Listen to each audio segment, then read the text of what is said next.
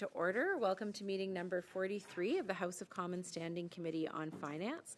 Today's meeting is taking place in a hybrid format pursuant to the standing orders. Before we continue, we'll skip that. I'd like to remind participants of the following points. Please wait until I recognize you by name before speaking. For those participating by video conference, click on the microphone icon to activate your mic, and please mute yourself when you are not speaking. We have all virtual participants or witnesses today. For those on Zoom, at the bottom of your screen, you can select the appropriate channel for interpretation, either Floor, English, or French. For those in the room, you can use the earpiece and select the desired channel. A reminder that all comments should be addressed through the chair. Pursuant to Standing Order 83.1, the committee resumes its pre-budget consultations in advance of the 2026 budget. I would like to now welcome our witnesses. We have Frédéric Lorrain, professeur d'économie et chercheur École de gestion, l'Université du Québec. A professor of finances, economics professor and research from UQTR. Luc Godbout, a professor as well from the University of Sherbrooke. From the Conseil du Patronat du Québec, Michel Lambias-Meunier, President and CEO. Norma Kazaya, Vice President of Research and Chief Economist. And from the Federation of Chambers of Commerce of Quebec, Mathieu Lavigne, Vice President, Public and Economic Affairs, and Hubert Rioux, Economic Director.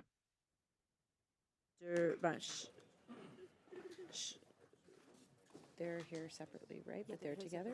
Yeah. Okay. Okay. Alors, on va commencer avec Monsieur. So we will start with Mr. Lorrain. You have 5 minutes for your opening remarks. Thank you very much. Can I start now? Vous m'entendez bien? Can you hear me? All right. Thank you to the Standing Committee on Finance for inviting me to testify before you today. I'm a professor of economics at the UQTR. My specialization is regional economic development, and I would like to focus my remarks today on public funding for regional development. Here's the issue. Both Canada and Quebec lag behind the United States in terms of productivity. Quebec also lags behind Ontario. The pace of business transformation is slower than we would like. So, for example, in terms of digital transition, automation, the use of AI, and so forth. Similarly, our businesses are not innovative enough to develop process innovations or product innovations. The same goes for market diversification.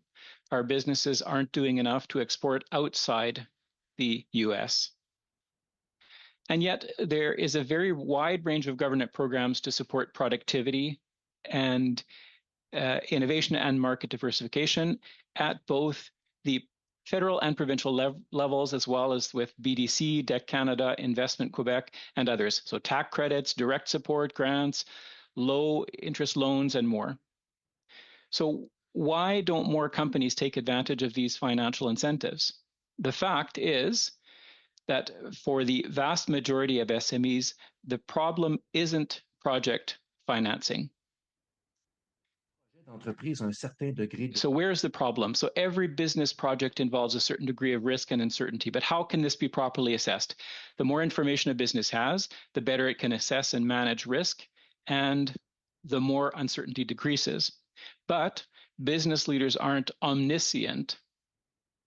Faced with a lack of information, they often tend to overestimate the risk and the level of difficulty. So the business project remains just an idea, or it gets put off. For us at the SME Research Institute, this is one of the main barriers to SME development. I often ask companies that export to the United States why they don't go to Europe. And they tell me, that's a lot more complicated. Why don't they adopt new technologies? They tell me, we don't even know where to start. Who do I call first? Which technology?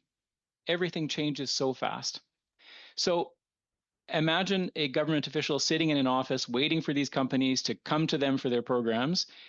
That person will never actually see them because the project remains just an idea.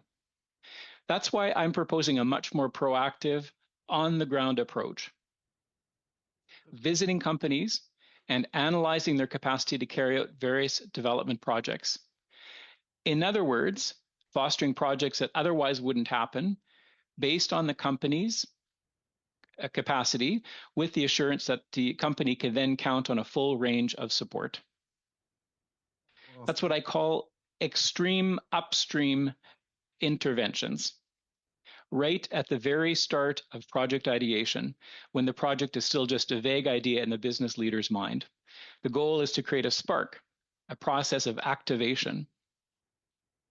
But also, companies could be invited to join communities of practice, co-development cohorts, or regional sector-specific roundtables. This is to foster the sharing of information and best practices, self-encouragement, mutual support, and so on. So, for example, coming together to develop a market in Europe, or to implement an enterprise resource planning system with companies. We share costs and help one another. So, who is responsible for organizing these activities in the regions? This form of proactive on-the-ground intervention is part of what I call orgware, which refers to the organization of economic development within a region. Now, it's a bit complex to explain everything here in the amount of time I'm being given, but I could summarize it in 3 components. The coordination and coherence of strategies at the regional level, that's the first point. 2, mobilizing socioeconomic actors, particularly businesses. And 3, encouraging businesses to work together. So in short, we need, in a way, facilitators and conductors for the regional ecosystem. But who is in charge of that in the regions? And besides, it's difficult to secure funding for orgware type projects. There are plenty of programs for individual businesses. There are programs to support communities, particularly when it comes to infrastructure. But when it comes to collective projects led autonomously by multiple companies and stakeholders, it's more difficult. We're told that they don't meet the program's criteria, they don't fit into the boxes, if you will. We need more flexibility in defining and implementing programs, and we also need to encourage this type of transformative collective project. So with that, thank you for your attention. Thank you. We will continue with Professor Godbout. You have 5 minutes as well. All right, thank you very much. Hello, everyone. Thank you for the invitation. So as part of the pre-budget consultations, I will be giving you a list of 12 suggestions. So first, we propose defining the new budget framework. So following the example of the PBO, we suggest improving transparency regarding so-called capital investment measures that can actually be linked to asset creation. The IMF, while highlighting the usefulness of the new budgeting framework, also notes that more work needs to be done. Another important point is to equip ourselves with a debt to GDP ratio anchor as proposed by the IMF. The impact of the defense spending target on the fiscal framework should be assessed and presented more transparently. While the 2026 economic update reiterates that Canada is on track to invest 5% of its GDP in the defense sector by 2035, it does not specify whether this commitment is fully incorporated into the budgetary framework. Another point, before implementing the $6 billion initiative for skilled trades training that was mentioned in the spring update, the federal government must consult with the provinces, particularly because training falls under provincial jurisdiction, and so this represents an encroachment on provincial authority. But furthermore, the federal government must learn from past experiences and establish safeguards to maximize the results of these new initiatives. So we need some guardrails for these new initiatives. Regarding the excise tax holiday on gasoline and diesel, this initiative appears to us to be ill-advised from a public finance perspective. It should not be extended, and effort should be made to facilitate its restoration by depositing the resulting revenues into a fund. It should be noted that the measure benefits higher income households more than lower income households. So we would have to again look at depositing the resulting revenues into a fund or another dedicated instrument. Il apparaît davantage porteur de contribuer à augmenter l'offre plutôt que d'ajouter. In the current context, it seems more promising to help increase the supply of affordable rental housing than to add to the many existing measures for home ownership. Thus, the federal government must explore certain avenues, notably the conversion of residential buildings into low-cost, off-market housing through subsidies.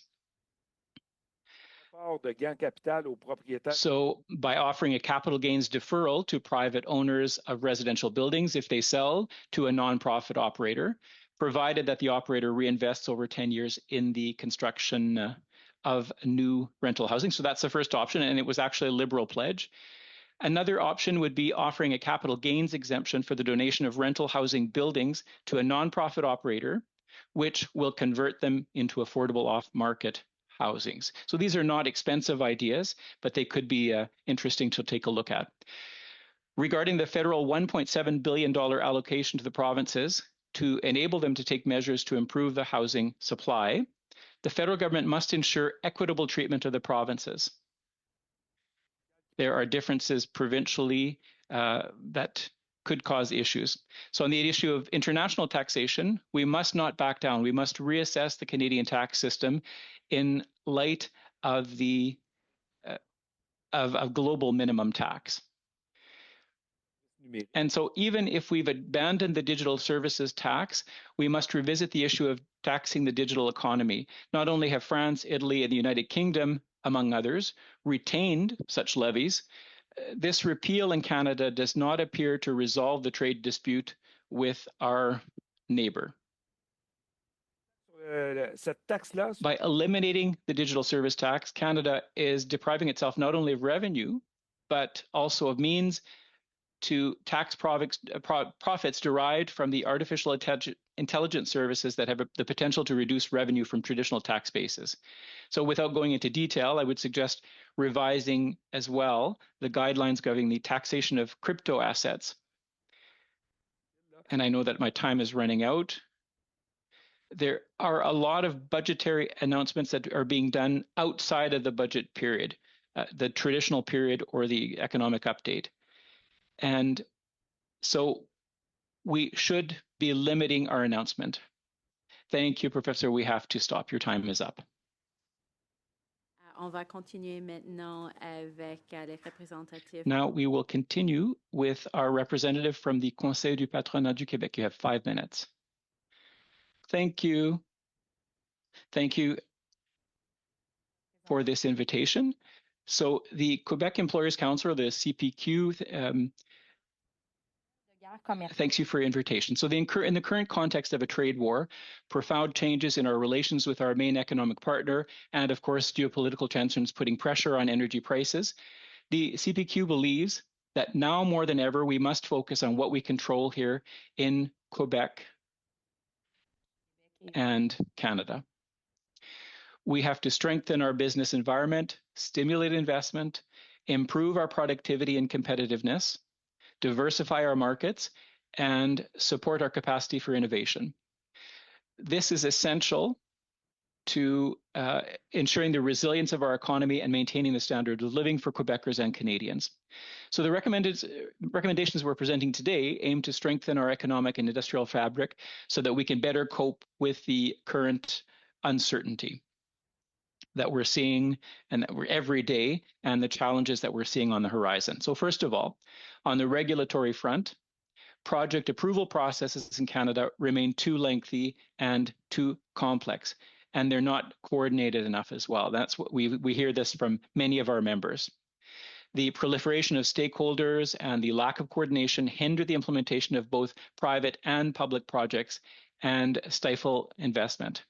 We recognize the government's willingness to make improvements, but there still is a lot of work to do in terms of the deployment of that will. The CPQ supports efforts to simplify and accelerate authorization processes, but we have to do more. More broadly, we must review our regulatory framework so that it promotes innovation, investment, and competitiveness, while respecting the health, safety, and public protection objectives of the public. We must also avoid adding new counterproductive constraints, particularly in certain strategic sectors where speed is important. On the tax front, a competitive, stable, and predictable tax system remains essential to attract investment and support business growth. The CPQ recommends, in particular, reducing the tax on reinvested earnings to encourage productive investment and ensure a competitive advantage over the United States, maintaining effective measures such as the productivity super deduction, and strengthening research and development tax credits by including more expenses related to pre-commercialization and commercialization. These are phases that are particularly difficult for a number of businesses.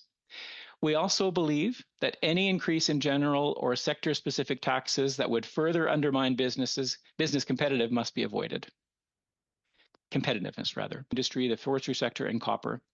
Beyond one-time support, it's essential to help businesses adapt, diversify their markets, and better integrate into national and international value chains.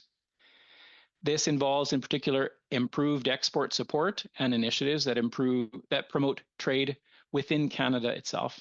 So again, we're seeing the efforts that have been made to promote interprovincial trade, but the results have not yet been shown.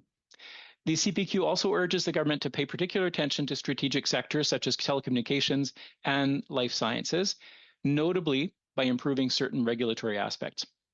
We must also accelerate the integration of new technologies, particularly AI, within Canadian businesses to promote their productivity and competitiveness.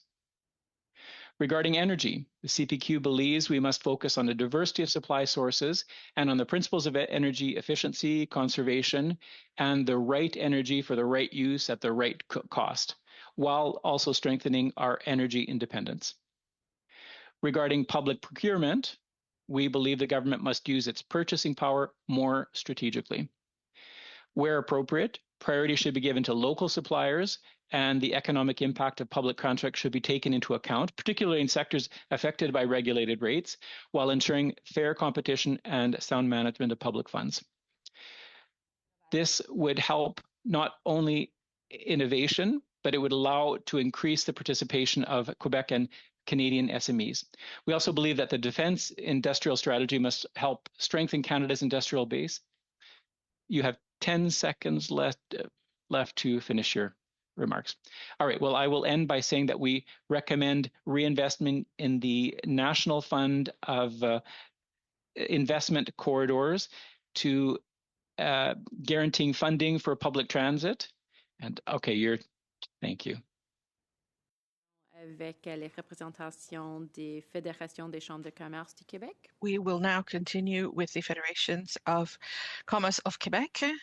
Yes, hello, Madam Chair and members of the committee. Thank you very much for this invitation and this opportunity to present our key pre-budget expectations for 2026-2027. The Federation of Quebec Chambers of Commerce represent more than 40,000 businesses across Quebec in all sectors and regions. Against a backdrop of trade tensions and a marked economic slowdown, persistent supply chain disruptions and growing concerns about inflation, and our recommendations focus on a central objective, which is to strengthen competitiveness, resilience, growth potential for Quebec and Canadian businesses. We emphasize on four key priorities. First of all, strengthen business competitiveness. We recommend fiscal and financial measures to support investment. Canada is lagging behind in terms of tax competitiveness, especially because of a tax rate that is higher than the average OECD country in a context where the United States has made a reduction in federal corporate income tax permanent and consolidated several permanent investments. It has become urgent to act. So we propose reducing the general corporate tax rate and increasing the small business deduction. This is our first recommendation out of the memoir that we gave you, and to make the super deduction incentive for productivity a permanent one. These measures are essential to counter the pressure on corporate cash flow and revive investment, which is currently stagnating. Furthermore, the tariff war is putting direct pressure on our manufacturers, which has become unsustainable since April 6th and the entry into force of the Section 232 Valorum tariffs. We recommend also expanding financial support programs for the businesses that are affected by increasing the non-repayable components and to reinstate horizontal rebates on Canadian surcharges on US steel. And this is for all manufacturing sectors apart as well as automotive and aerospace. Secondly, we must maximize our companies' access to markets. Our trade dependence is still quite high on the US despite the tariff shock and despite recent efforts to compensate. And in order to support diversification, we propose a refundable tax credit for exploring new markets, and this would help to mitigate risks and offset significant costs associated with diversification, particularly for the SMEs, and followed by an overhaul of CAN export programs.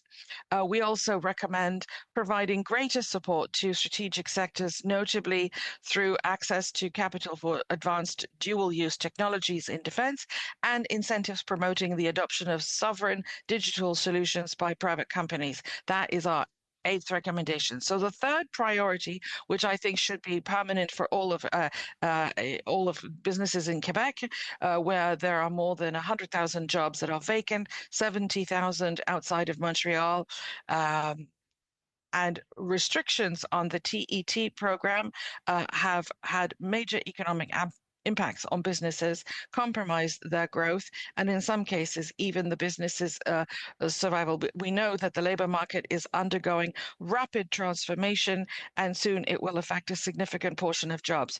We recommend to restore immediately the parameters of the temporary foreign worker program, but also to improve employment insurance benefits by linking them directly to Quebec's professional retaining programs. Fourth priority, we want to support the vitality of our regions, notably where traditional economic sectors are suffering. So we propose to support the forestry sector by maximizing the use of wood in infrastructure and construction, encourage and accelerate the extraction of critical and strategic minerals by providing the same incentives as green technologies who depend on them, and invest heavily in port and airport infrastructures and streamline and expand our capacity of logistical characters. The St. Lawrence Corridor, in particular, is a strategic lever for increasing Canada's logistic competitiveness.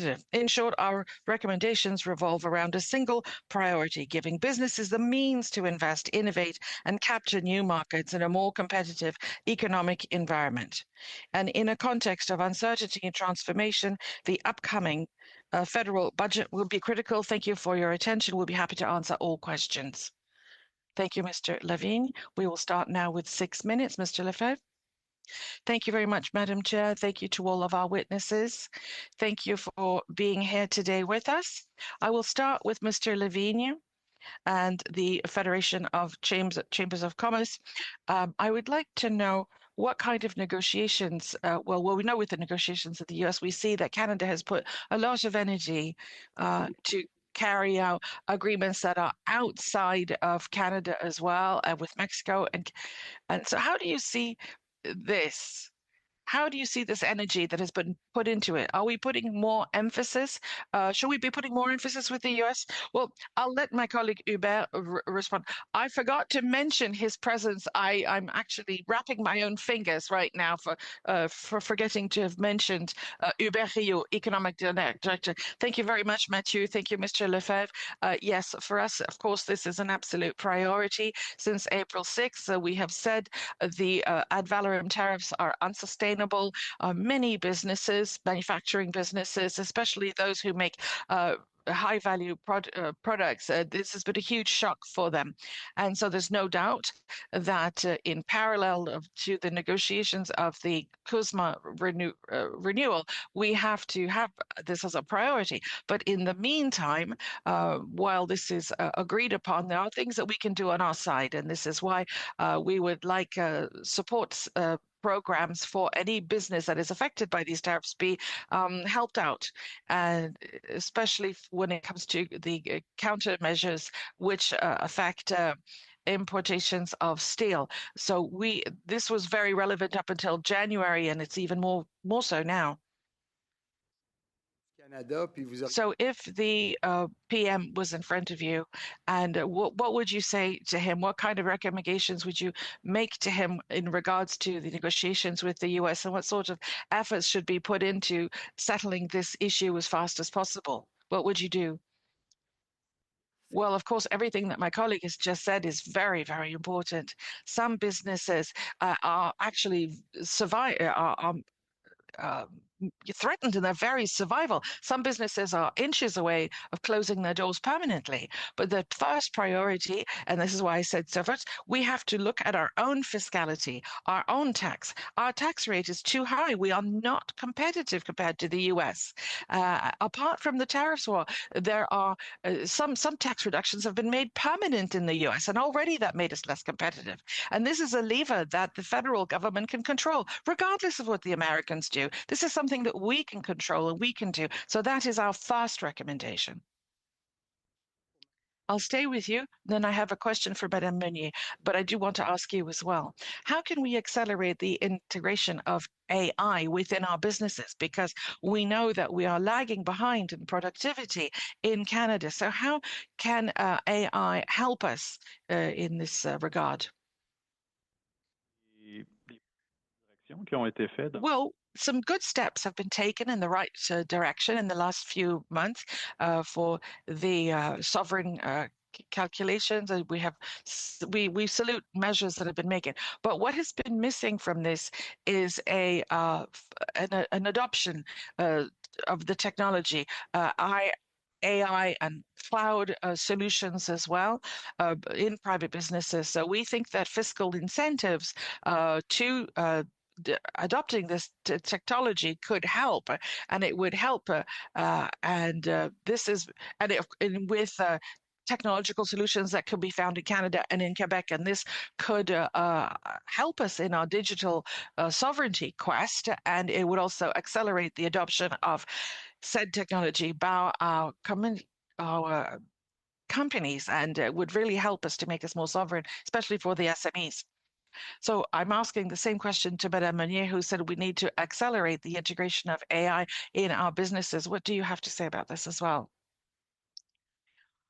Well, what we have noticed is that many businesses have already done the diagnosis phase. So they have identified certain potential uses of AI or other new technologies for their businesses. Where they're having trouble once they've done the diagnosis is actually implementing a plan of action for the technologies within their businesses, especially for SMEs who don't necessarily have the money to be able to do so, or even the expertise. So, and then be able to measure the impact that it has had in the productivity within 12 to 14 months. So there should be programs that are specifically to accompany SMEs for this. So there needs to be a continuum, diagnosis, accompaniment, and then conclusions. And so I agree with my colleagues that some tax incentives might be really helpful for SMEs, and direct them to local Quebec or Canadian suppliers. They do exist, but they're not well known. And you've also mentioned the importance of investing in infrastructure, municipal infrastructure. We know that several municipalities in Quebec, for instance, are going directly into a brick wall. So how can the government better support municipalities and their infrastructures and help them develop businesses? 10 seconds, please. Very quickly, I think the priority when it comes to municipal infrastructure should be put on anything to do with water and housing. And I think if we just concentrate on those two aspects, it would really help the municipalities to become better off. Now we're going to go on to Mr. Michaud for 6 minutes. Thank you, Madam Chair. Thank you, ladies and gentlemen. Thank you for being here, and thank you for your presence. We have a bit of a limited time today. I may not be able to keep up with everybody, but I'll do my best. I'll start with you, Professor Laurent. you have shown us the orgware concept. You've spoken to us, and I found that rather interesting, especially when it came to SMEs, because we often overestimate the risk. How do you see this orgware happening? Um, who would put that sort of thing together? How could we how could that concept become a reality? Well, if I see three potential steps in economic regional development. So first of all, you'd go with infrastructure, hardware, telecommunications, industrial parks, ports, highways. That is the first part. First part. But then there's the software. So we want to help the businesses in innovation, export, tax credits. And that's essential, but it's not in itself either. What we are missing, the orgware. So organizational hardware. How do we get things together? How do we link things together? So if you want to export, the businesses need to be more productive. They need to be able to go into the markets. They need to have trained people. They need to be financed. So there's a lot of little tiny elements together that need to be mobilized together to have exports. So you need a head of an orchestra to make sure that everything is going well. So right now in the regions, and particularly in Quebec, nobody plays that role to coordinate all of the different stakeholders who are all right now in their own silos. So we need a coherent strategy and mobilize those businesses in a chain, a value chain, and to do what I call that extreme upstream. So my proposal is that organizations like SADC in Canada be able to do more field interventions. They're already doing it, but to be able to go more into the details and really look at all these projects which need coordination. And this is very often it's going to be not budgets, but salaries. So government programs don't like to pay salaries, but in some cases, when there's a collective program, that is what you need, because you need to be able to put things together. So you need to make this an operation, and we need to be able to be in the field with the businesses and make sure that things are collectively done. Thank you. So how do you see different organizations and the different businesses? And I'm mentioning one because I just happened to have met them recently last week. The STIC, which is an association of SMEs and big businesses from an industrial point of view. Do you think that these sorts of business associations could also contribute to organizing what you propose? Yes, absolutely. But the issue is that either they are sector specific and they'll look at only one sector. Of course, that's useful also, but there are others that are going to be provincial and not national. So regionally speaking, this is not going to settle the issue of coordination or lack thereof. So we have to look at all levels. For instance, in the city of Trois-Rivières, we have done an extreme upstream, and then we're going to look at the engineering, their resources, human resources, their finances, their capacities, because we know that all of these things are linked up.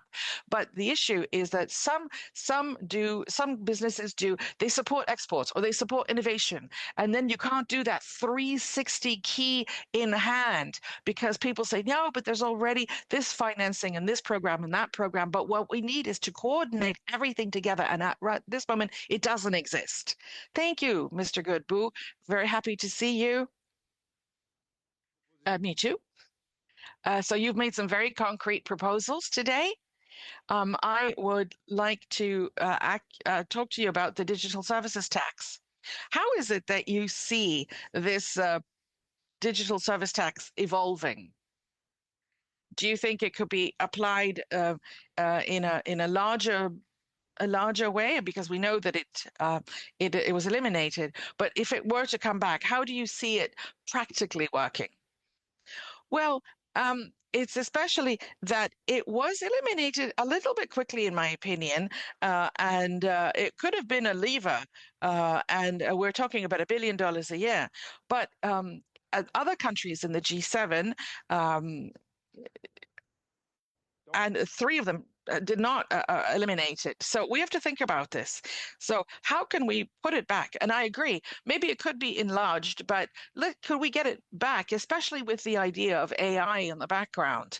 Because profits that are generated by these kinds of businesses are probably going to be very concentrated in big businesses. And that means that the certain profits might diminish inside of Canadian and Quebec companies, regardless of their size. This is why I think that we really have to pursue things. Thank you. I see I'm using up all my time. For the Federation of Chambers of Commerce and the Conseil du Patronat, I'm going to speak more. Thank you, Mr. Letao. We'll continue now with Mr. Garon for 6 minutes. Thank you, Madam Chair. Greetings to all witnesses. Thank you for your presence today. We'll start with the FCCQ. The government has implemented the productivity super deduction, which is simply a trademark for accelerated amortization. They've called it something generational, but it's pretty standard. The difference is that in Canada, the Ministry of Finance chooses winners. Some have access, others don't. We have in the fiber optic sector investors who say, if we want to improve our digital sovereignty with fiber optic, we don't have access according to the current parameters. Do you agree with broadening this program in an important way by refusing to choose winners? Would it not constitute an important lever for economic growth? Thank you, Mr. Garon, for your question. Yes, broadening the program could be a step in the right direction. We're also aware that there are issues connected to public finance. There are important costs. So what might be more interesting over the short term would be making such a program permanent for all manufacturing sector as was done in the United States.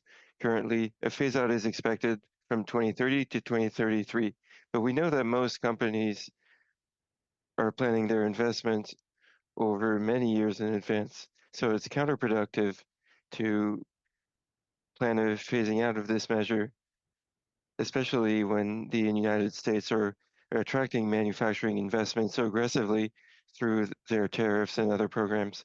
So we're shooting ourselves in the foot by saying after 2030, you'll no longer be entitled. Thank you. I'll continue with Professor Godbout with the Fiscal Research Chair. You've talked about accounting of defense-related investments. And I remember we had a debate for the budgetary update, we had asked the bureaucrats during the briefing, have submarines been ordered? Are there credits for submarines? We had the impression that there was significant spending. There were huge amounts of spending coming soon that were not yet accounted in the budget. So it's difficult for a parliamentarian or for a research chair like you to understand what's coming and what is included in the amounts that are already disclosed. So if you have a proposition, something to propose to the government for spending predictions for the future, so as for it to be transparent and predictable, what would it be? In 1 minute, we need to be more transparent. Currently, reading the budget, we can't know if when the budget says we are about to invest, it's not clear if it's already included in the budget or not. The government presents a 5-year framework. That's good. We can follow the deficit ratio, the debt ratio over the years, but other government policies, especially if we want to invest more in defense, have to be integrated into the financial framework. Otherwise, we can't follow along. Sur la question des ancrages que vous nous... All right. And concerning targets, they have to be stable and not change over time. Do we have a problem with the government moving the targets when they're no longer suitable for them? In Ottawa, targets are not very solid. We have to admit it. We can go back all the way to the Harper government. There was an anti-deficit law, and the anti-deficit law was ditched at the first opportunity. So Target have to survive elections, and we have seen that targets have changed from one Minister of Finance to the other. There are issues, and some targets should be pretty easy to reach. Having a certain growth to GDP ratio, it's not that difficult. So we should define targets that can survive changes in government and political life. I was saying at the chamber that in real terms, the price of fuel hasn't really increased, but has fluctuated a lot, and that the purchasing power of the richest household has increased, but that the 20% least rich Canadians, their purchasing power has decreased significantly. So Ça nuisait à la transition. eliminating part of the fuel tax seems to have helped people who didn't already need the help. You said if you were minister, you wouldn't continue the rebate. The previous minister wouldn't have done it. Is it because it's not attaining its objectives? Is it because it's too expensive, or all of the above? All of the above.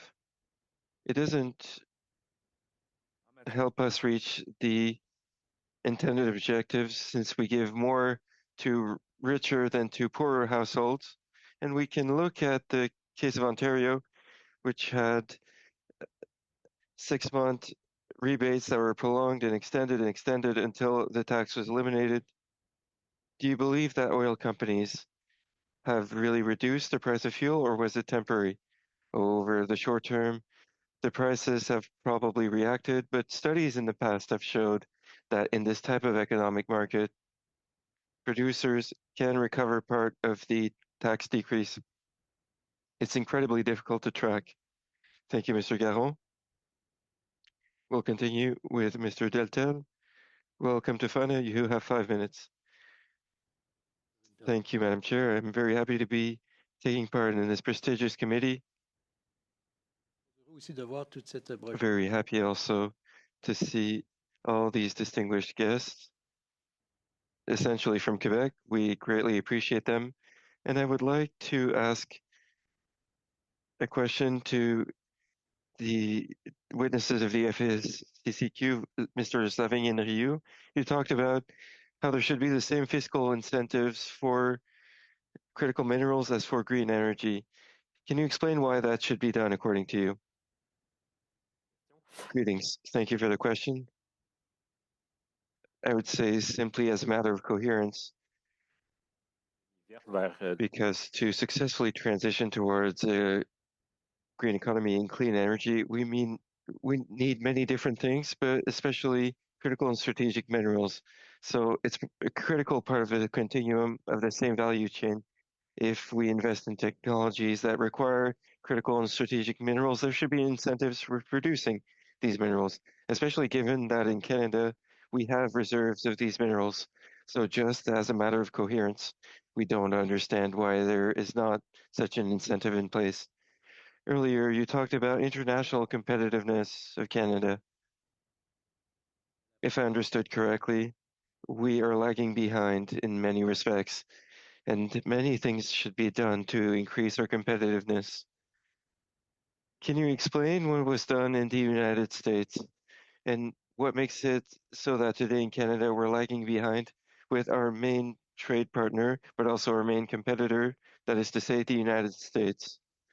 Thank you for the question.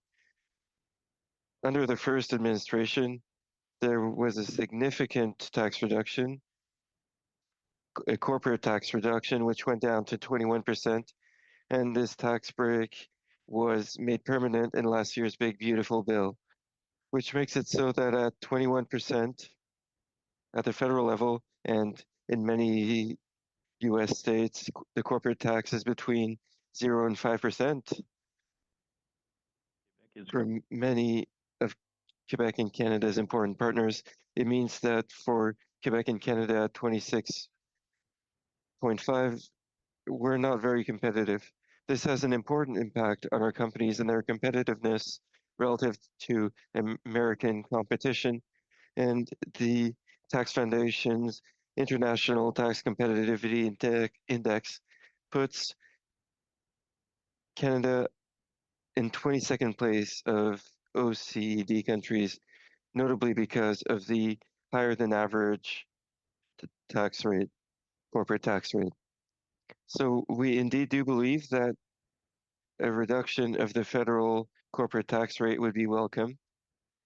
And we are proposing the same thing to Quebec also. Do you have an order of magnitude to propose? You're talking about 0 in certain US states. I don't think we should go there, but what do you suggest? We suggest a 1 percentage point decrease. Ms. Meunier, I would like to come back to an element of your testimony. It concerns the lack of connection between policies, paperwork, and results for companies. You're talking about an investment process that is much too long and too complex. So can you give us an example of a company that securing and anchoring is not easy to do in the current market? If it's not the number one issue, it's the number two issue after the workforce question. The question of administrative load always comes back with every company that works in collaboration with the federal government on different programs or to have access to different incentives. So it's generalized. It can be a question of the length of forms, of differences between one ministry and another. Very often we feel like a tennis ball or a ping pong ball, where a ministry or a team of bureaucrats will send the ball to another colleague or another ministry. I'll let my colleague Norma is our head economist, answer the rest of the question in 10 seconds, please. Yes, thank you. All sectors suffer, and we're thinking notably about large projects or projects that can take 10 to 20 years to have the required authorizations. 10 to 20 years in mining and transportation, notably. Thank you, Mr. Ledel and Ms. Emma. Now we'll continue with Mr. Lavoie for 5 minutes. Thank you to our witnesses for their presence today. This work is very important. Mr. Laurent, I was listening to you earlier, and my colleague, Mr. Letao, commented on this. When I was at the Chamber of Commerce, we polled companies to know what kept them from using programs and what came out. I was listening to you earlier, where you're exactly in the same place. Time, knowledge of what programs would be helpful, and money. And we need to have all three at once to succeed. Often people have the money and the know-how, but don't have the time. So I was listening to your proposed solutions. At the time we said we need people within the company. And it's not necessarily the federal government or provincial and municipal governments that will help, because we had programs at the municipal level, but we didn't use them because our people internally didn't have the time or the knowledge. So who could fill in the gap? Organizations like the Conseil du Patronat, the Fédération des Chambres, could they take over this work with the help of different tiers of government? If we invent 10,000 new programs, if people can't use them for lack of time, knowledge, or money, we'll never get anywhere. So I would like to hear Mr. Laurent and perhaps the federations and the Conseil du Patronat's answers. Can they be responsible for the liaison between all tiers of government and companies so as to fill in this gap? Mr. Laurent? I certainly don't want to add a program. We have so many programs, we have so many organizations, different types of support. The problem is not the presence or the nature of programs, it's the involvement of the company. The company has to say, for this project, I need funding, I need a workforce, and I need someone who will open doors in Germany, for example. There are programs for that, but we need to network. There are many doors to knock, and networking is insufficient. maybe at the more regional level, each region has its own issues. The municipality or the MRC is best positioned to have the first contact with the company because it knows its own territory best. But many of these issues go beyond the boundaries of the municipality. The workforce is more regionally distributed than the municipality. Issues relating to investment or labor shortages are broader than the municipality, so we would have to think in regional terms. Apologies, I'll have to cut you off because I would like to have the Federation's answer and the CPPQ's answer. Can you be part of the solution, you or other organizations? Greetings, Mr. Lavoie. Of course, we can be part of the solution. But what you're talking about, you're asking, can organizations fill in this role? Activation, as Mr. Laurent said. I think just like my colleagues from the CPQ, for us, following up on all different programs and all different interconnections between companies and what Quebec and the federal government are doing, it's already very difficult for us. What is currently in force, etc. So imagine a company that doesn't have resources dedicated to this work. Of course, they have difficulty getting there.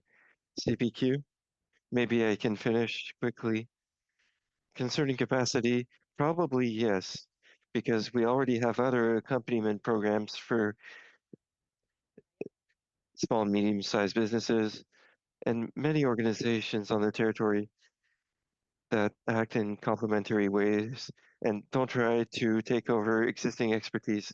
The answer briefly is yes, but there might already be players who are doing some of this. And it's true also that ourselves, we have difficulty navigating this chaos of information that is evolving each day. So it's a challenge. Absolutely. Absolutely. And what I'm concluding at this point is that there are many programs that aren't all used to their full capacity. We need to activate our SMEs. Often we want many measures, but we have to activate these programs and help our companies. Thank you. Thank you, Mr. Lavoie. We'll conclude this hour with Mr. Caron for 2.5 minutes. Thank you, Madam Chair. I'll start with Professor Godbout concerning accounting of spending versus investments. We understand that governments have regular spending and they also have investments. Quebec has the Quebec Infrastructure Plan where we can announce certain new investments and we can proceed to amortization over a few years, which is what we do in Quebec. It's what is done in the UK, which is a unitary state.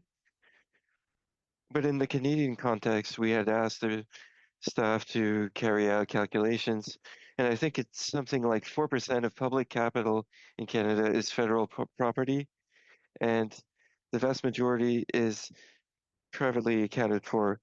Airports, ports, real federal public capital practically doesn't exist. And therefore, when the government tries to say it's not really spending, often it ends up being a transfer that's transformed into investments by the provinces. And that leads us to situations. I won't ask you the question of whether it's an investment or not, because I think it's a little ridiculous, but FIFA security margin becomes an investment in the budget. In the federal context, where there's almost no capital, how do we do that? How do we have a framework that makes sense? When we see the vaudeville at the last budget, the first thing, the key element seems to be that if we have an R&D tax credit, if we have a tax credit, saying that these tax credits, because they'll help companies invest, are part of our investments, I think we are stretching the definition. I'll cut you off because I only have a few minutes left, but that's my question. When we take away all this stretching, there's almost nothing left over. So why do we do this? People haven't criticized the exercise. The IMF thinks such an analysis is worthwhile. The budget director had some criticisms relative to infrastructure spending.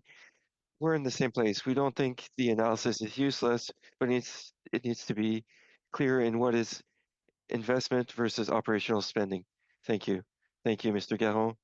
I would like to thank all our witnesses today. Thank you for your time and your work, and we will briefly suspend to move to the next panel. Thank you all.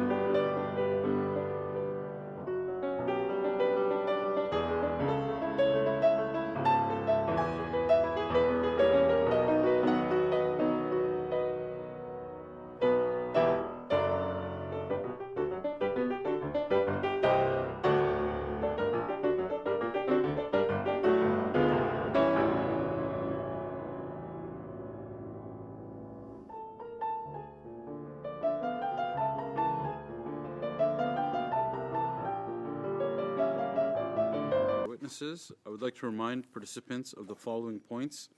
Please wait until I recognize you by name before speaking. For those participating by video conference, click on the microphone icon to activate your mic, and please mute yourself when you are not speaking. I would like to remind witnesses that committee members may ask questions in either French or English. If you will need interpretation, please take a moment now to prepare your earpiece and select the listening channel you need in advance in order to take full advantage of the time allotted for questions and answers. All virtual witnesses have conducted a mandatory witness onboarding test. You will have 5 minutes for your opening remarks, after which we will open the floor to questions. First, we have the CSN. You have 5 minutes. Oui, bonjour. Merci de nous recevoir. Thank you for receiving us. So at CSN, we have three main concerns with regard to Canada: the social inequalities, our economy, and our democracy. So the recommendations will be related to those topics. In terms of social inequalities, they are growing. They've been growing in the last year. So the 20%, the richest population has enriched itself further, and the poorest have gotten poorer. So there has to be more of a progressive equality, and we have to redistribute our wealth. We also have to look at funding or financing for businesses that have to, and we have to fight against tax havens as well. Another way to fight inequality is to continue to invest in social protections, in education, health. We also need infrastructure that is social, such as housing. And we also have to revisit, and I have to say that this must be 15 years or so that the CSN and other union organizations have been saying this. We need to revisit our employment insurance system that is not working. It's not operating the way that it was intended to operate. Our economy is under assault, and we're seeing these issues. The government is putting in a host of temporary measures. Sometimes they extend them, sometimes they don't. But we have to revisit the entire system to make adjustments so that it's working properly rather than proceeding in a piecemeal fashion. In terms of inequalities, we're very disappointed to see the capital gains tax that has not been increased as was announced by the previous government. This would be a good way to fight against social inequality. We are also concerned by the economy. We believe that Canada has to give itself or equip itself a strong industrial quality that recognizes all regions of Canada. Not each region has its own specific challenges and difficulties. And a recurring difficulty is forestry. So tariffs, yes, they are hurting us, but we've had tariffs for decades, and we've been in conflict with the US for many, many years as well. So we need to have a strong industrial policy to support not only workers, but also the communities, and especially the communities. There are places where it's almost a mono industry. So when the forestry is under attack, that can really cause difficulty for some communities that depend solely on that industry. Another economic topic for us is the environment. We know what's happening south of the border, but elsewhere, investments, everyone else is investing in a green economy. Our future depends on this. So we have to invest in the green economy. We have to continue to increase in future technologies. Now, unfortunately for the CSN, or I have to say rather for the CSN, that fossil fuels, fossil energy, we understand that we can't just eliminate those from in one day, but we do have to start turning towards newer technologies and a new, greener economy. And we have to look at making a fair transition. The workers shouldn't be made to pay the costs of that transition. And if we want to be successful in the transition, we have to give ourselves the time to do it, but we have to start that immediately. Another topic that we'd like to talk about is culture.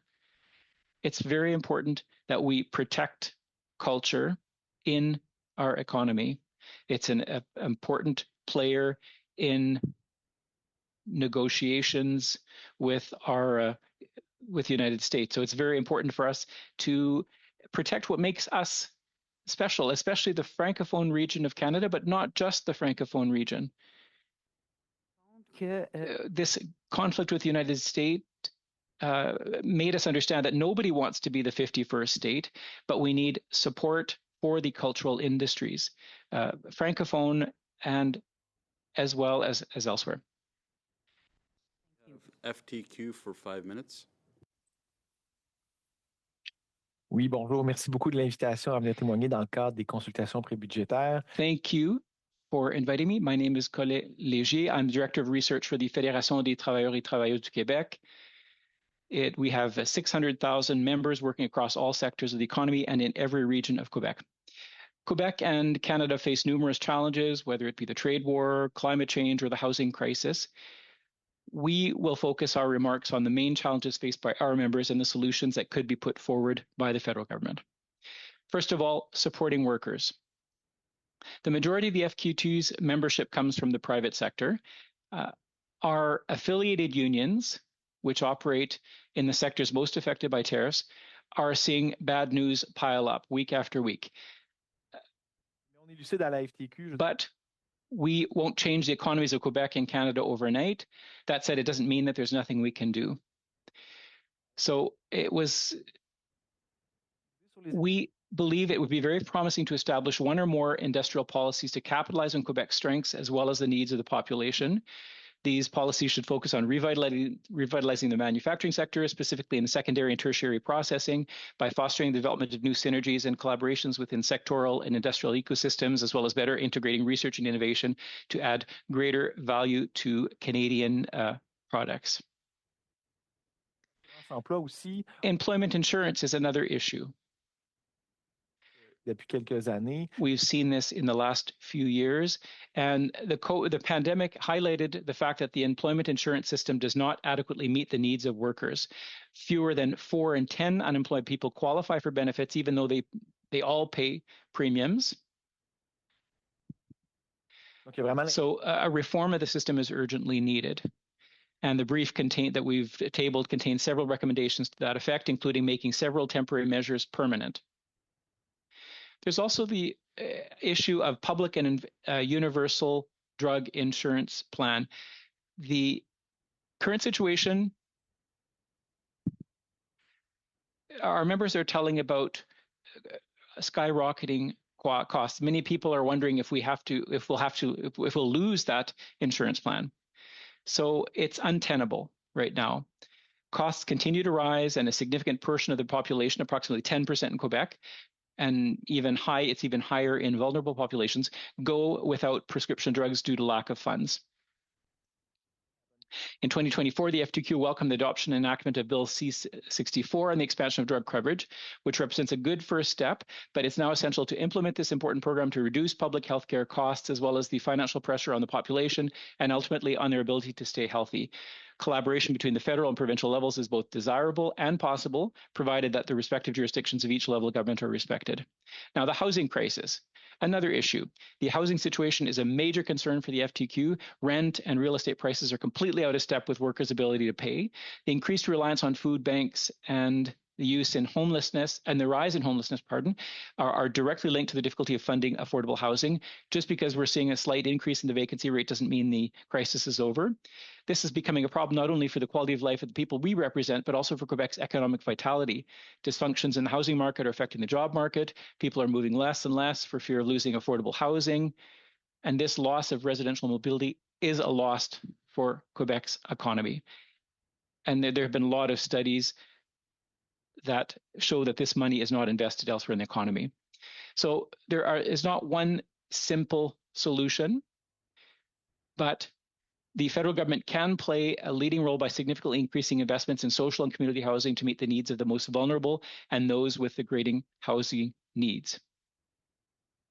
And then in conclusion, I want to mention the climate change. So for the FTQ, it is essential to mobilize public funds to combat climate change and support promising sectors, carbon neutrality projects, and innovative companies using clean technologies. Any strategy to combat climate change must be part of a just transition framework that allows for the full participation of workers in planning the decarbonization of the economic sector. This is a collective project. We have to work together because it's not just one community that will be affected. So, and as I mentioned, the full participation of workers in planning the decarbonization of their economic sector is important. Thank you very much. Very much. Next, we have the National Police Federation. Thank you, Mr. Chair, and thank you for the opportunity to appear today as part of your 2026 pre-budget consultations. My name is Brian Sauvé. I'm a sergeant in the RCMP. I'm also the president of the National Police Federation, the union representing about 20,000 members of the RCMP across Canada and internationally.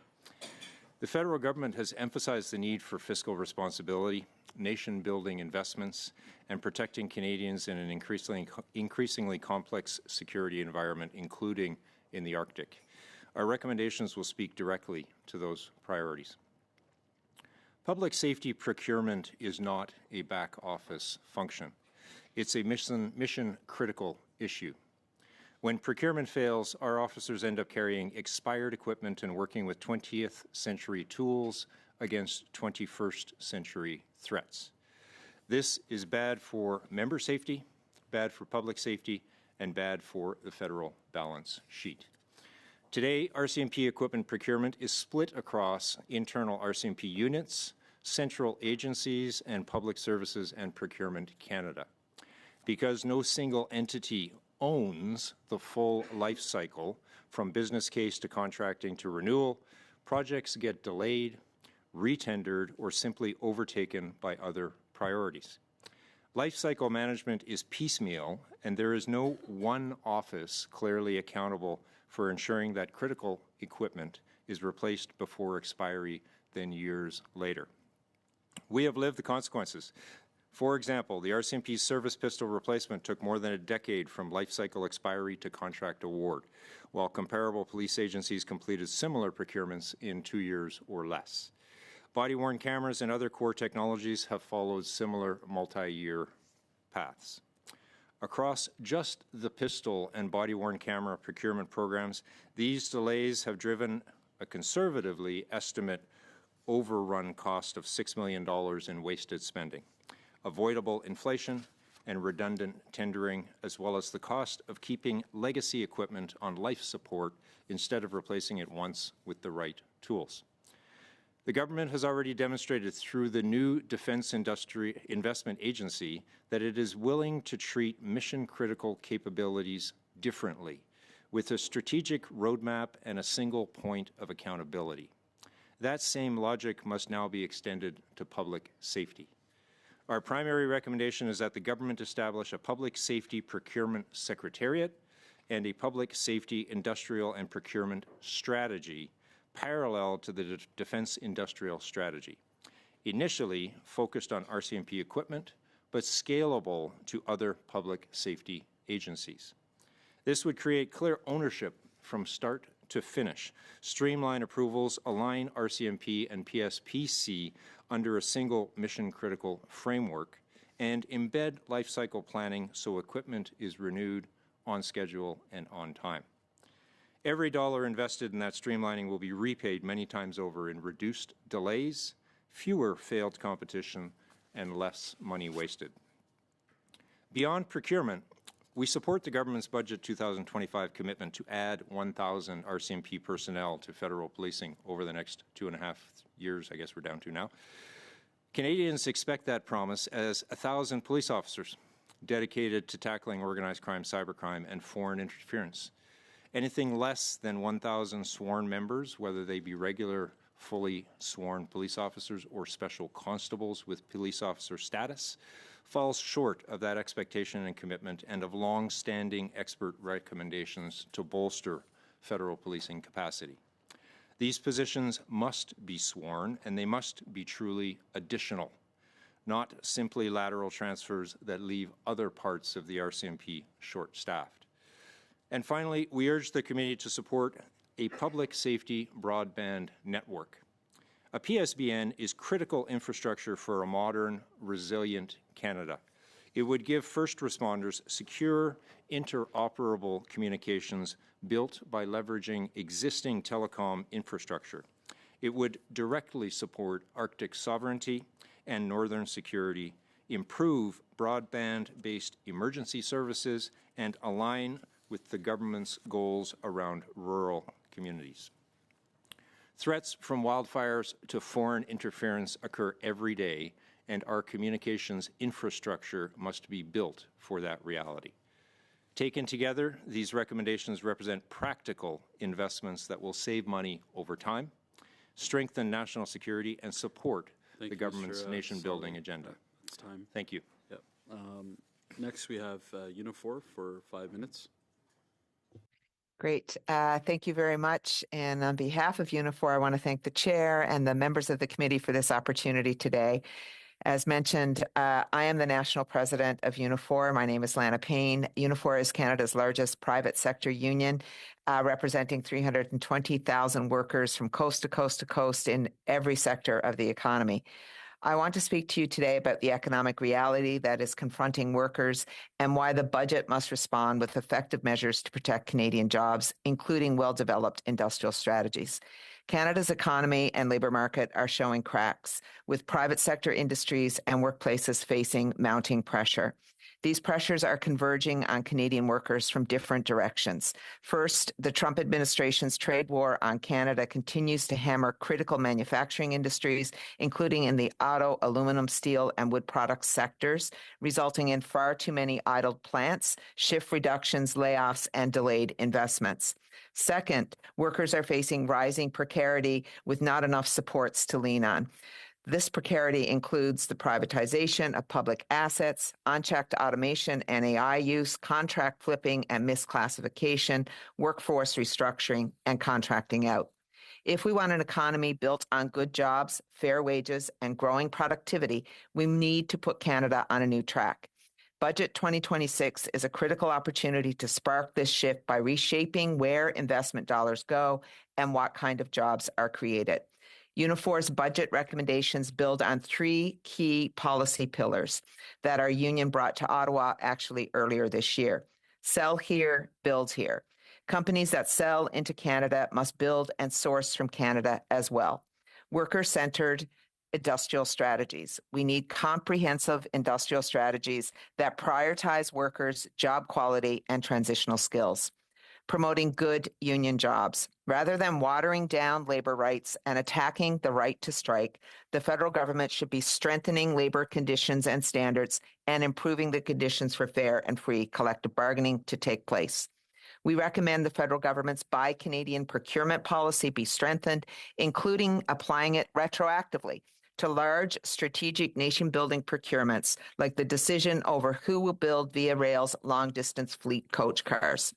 On trade, we recommend that the federal government disqualify U.S. suppliers from preferential treatment in the forthcoming policy for reciprocal procurement, and that we identify further points of leverage on which to influence the direction of the ongoing CUSMA talks. We urge the federal government to use all available statutory tools to prevent companies from offshoring Canadian production.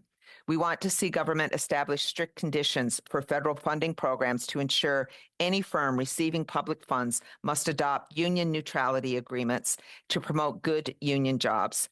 When it comes to improving workers' supports and protections, Unifor recommends that government make temporary special EI measures permanent while committing to a comprehensive employment insurance reform, including increasing income replacement rates and the duration of benefits. Lastly, We urge and strongly urge government to refrain from making amendments to the Canadian Labour Code that would undermine the right to strike and fair and free collective bargaining in the federally regulated private sector, where Unifor happens to represent 70,000 workers. Our submission also outlines a series of targeted supports across multiple sectors of the economy, including auto, telecommunications, aerospace, transportation, critical minerals, and energy, just to name a few. On forestry, we are looking forward to the release of the task force report on a sustainable forestry sector for Canada. I want to thank the committee for this opportunity to speak, and I look forward to any of your questions. Thank you very much. We'll open up question rounds. Mr. Seaback for 6 minutes. Thank you very much, Mr. Chair. Lana, it's nice to see you again. I think the last time we met was in Ottawa. We certainly talked about softwood lumber and how important that is in the auto sector. I did want to ask you another question, though. In doing some research over the last little while, I discovered that in 2025 there were 126,000 unemployed skilled tradespeople in Canada. But at the same time, the government issued 125,000 temporary foreign worker permits in what's called Tier 0 to 3, which includes skilled trades and skilled labor. And I've asked the government to conduct an investigation into this. I've asked 2 ministers to do this, and they haven't committed to doing that. Do you think that would be something that would be important to do, given that those numbers seem to line them exactly, and we are having a bit of an employment crisis in Canada with unemployment at 6.9%, and our economy is now in recession? Great. Kyle, thank you very much for that question. I think it's incredibly important for programs like the Temporary Foreign Worker Program that there is actually an ongoing what I would say checks and balances and evaluations of these types of programs that have been introduced. For too long, I think what we have seen is a misuse of the program in many cases, while at the same time, just allowing too many jobs to be filled, in this case by temporary foreign workers that could be filled by Canadians. That's not to say that we shouldn't have and need to have a healthy and robust immigration system in Canada. I believe that we do. But the reality is, when we set up the kinds of conditions and rules around programs like the Temporary Foreign Worker Program, we're almost setting it up for failure and for abuse. And without ongoing inspection and auditing and evaluation of that program, we're going to have problems in terms of what you've just described, where likely not every decision getting made is a good one. One of the things I also discovered was that consultation with unions prior to the issuance of temporary foreign worker permits was removed by this government, the Liberal government, in 2018. I've asked ministers if they would restore that, because I think it's a great safety check, and there's been no commitment to do that. I would assume that you would support that. Absolutely. And we have had in many workplaces ongoing dialogue with employers who may be actually availing of this program, because we do have cases where it may be challenging in some parts of the country to be able to attract labor, or because communities are small and they don't have enough of a labor force to fill some of the jobs in those communities. But really, that should be a dialogue with the employer, with the union. They should be part of these kinds of decisions as they're being made. And of course, I believe the government has a role to play there too, in terms of making sure that the union is aware of this. I've found deeply troubling has been the offshoring of tech jobs. I know that Unifor is part of the Canadian Telecommunications Workers Alliance. Recently, 115 specialized network operator positions were eliminated in Canada. They were outsourced, I believe, to India. Not only is these high-paying specialized jobs by a Canadian telecommunication company, but there's also a security aspect of it, because these people had access to very high-level security information on Canadians. Would you be looking for something in the budget to stop the offshoring of, jobs like this? Yes, and actually we have a comprehensive number of recommendations in terms of what we would like to see around the telecommunications sector, tech jobs that are being outsourced to other countries. We have to consider two things right now. One is we certainly have Canadians capable of doing this work. Many of our members do this work every single day. And two, we have to be aware that other jurisdictions in the world may not have the same privacy rules and regulations and laws or the same kind of concern for Canadian data, because a lot of this means that our data is being dealt with in other jurisdictions of the world right now. And so for those reasons, given the moment we're in and the entire discussion that we've been having around Canadian sovereignty and what that means, that also needs to apply to the data of Canadians. And that means shoring up and firming up the kinds of rules and regulations that apply to telecommunications corporations in Canada in terms of what they can and can't do.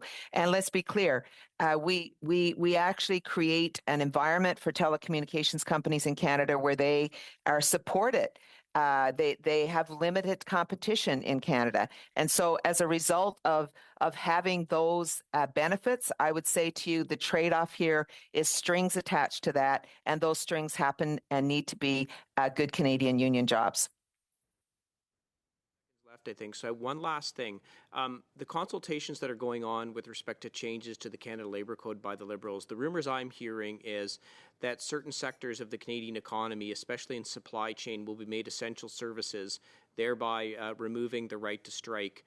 I think that's also deeply troubling. I wonder if you have any thoughts on that. I have a lot of thoughts on this, but probably not enough to fit in 30 seconds, Kyle. I hope somebody else comes back with that question. I would say to you, our union has been very clear. Answer at the next round. Okay. Minutes. Yeah, I think it was Madame Martin. My bad, Miss Martin. No problem at all. Thank you. Merci à tout l'ensemble des témoins. Merci de. Thank you to all of our witnesses.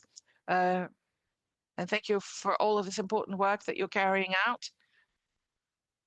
Acknowledge the important work that your members do, and I know many of your members have been particularly hard hit in this time of tremendous uncertainty for the Canadian economy. So, thank you for the work you do on their behalf. I want to zoom in a little bit on your recommendation number 23 that relates to making permanent the temporary changes to employment insurance and temporary special measures under the work sharing program. Can you elaborate for us a little bit on what these programs have meant for Canadian workers and why you think they've been an important enough intervention that you would like to see them continue? Yeah, I mean, in some cases, what we've seen, and thank you, Danielle, for that question. I really appreciate it. We have probably a list of about 30 individual recommendations around what we would like to see happen to the employment insurance program. But for sure, some of the temporary measures have been very helpful. And in the case of work sharing, what it allows us to do, and I would like to see more companies use the work sharing element of the program, it allows us to save jobs. And we have engaged the work sharing program, for example, in the forestry sector, which means that we're not depleting the workforce. We're sharing the work over basically a period of weeks or months. And we've actually recommended it and used it over time in pretty much every sector where Unifor represents people. And that being that we think it's critically important to keep capacity and infrastructure and supply chains going. And some of the ways that we can do that is to make sure that we keep people working through a crisis. And so we need programs like work sharing, but there are others that can support this idea of making sure people are staying at work and being productive during an economic downturn like we're starting to see now in Canada. To go a little bit deeper on that, because I do think that it seems to have yielded a lot of creativity, which I think is, commendable. And I'm just wondering, in a universe in which you're recommending that this be made permanent, I mean, hopefully we won't be in an economic downturn forever. Hopefully there is a little bit more stability on the horizon. And I'm just wondering if you can talk to us a little bit about why you're recommending a permanent shift as opposed to an extension of a temporary shift. Like, how would this help in a permanent way in the current or the foreseeable future of the economy? Yeah, I think that no matter the state of affairs in the world, there are always going to be cycles for sectors of the economy. It may not mean that every sector of the economy is doing well at the same time. There may be transitions that need to be happening. There may be retooling that needs to happen. There could be all sorts of realities for a particular sector that could avail of a work sharing program, even when times are economically good.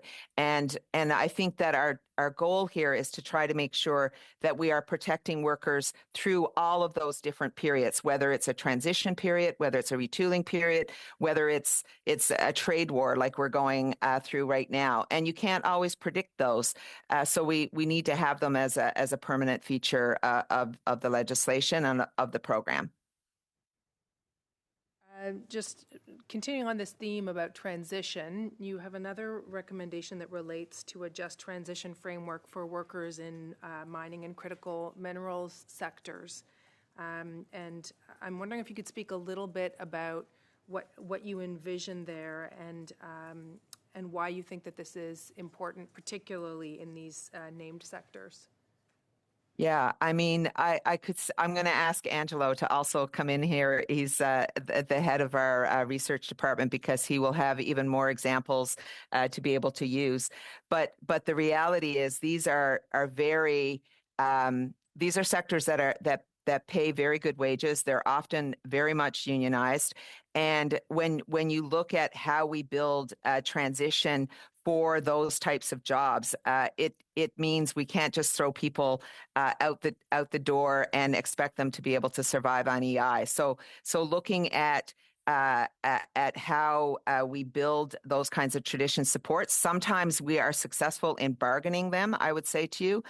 We have done a very good job of that in the auto sector when we were going through a retooling period. We bargained, really great transition supports for workers. And these are sectors in the mining sector, particularly where we have had mines going through a downturn or mines that are coming to the end of their shelving life. So how do we then transition workers and make sure that they're protecting their livelihoods through that period? And that's why I think that there are a number of things that we can do there. But I'll have Angelo chip in here too. As you, if you're going to add anything there, if you could speak a little bit about where else might this approach be useful and where might it be useful, if I may, beyond the unionized sectors of our economy, given the number of economic transitions we see on the horizon. I'm thinking about AI, for example. I'm thinking about other industries where people are working more gig economy type jobs and may not have the protections of a union. Can you Correct. that applies in other sectors? Unfortunately, that concludes your time. Maybe you can send me an email and let me know. Okay, thanks. We will. Sitting in the chair for me while I had to go somewhere else. And I will now continue with Monsieur Garon pour 6 minutes.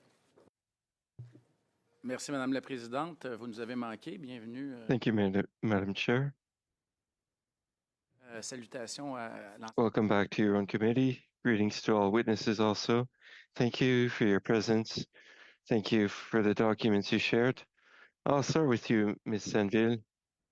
EI. If I understand correctly, it should have been reformed a long time ago. There were promises in 2015. The government launched pilot project after pilot project, and we should know by now if the pilot projects worked.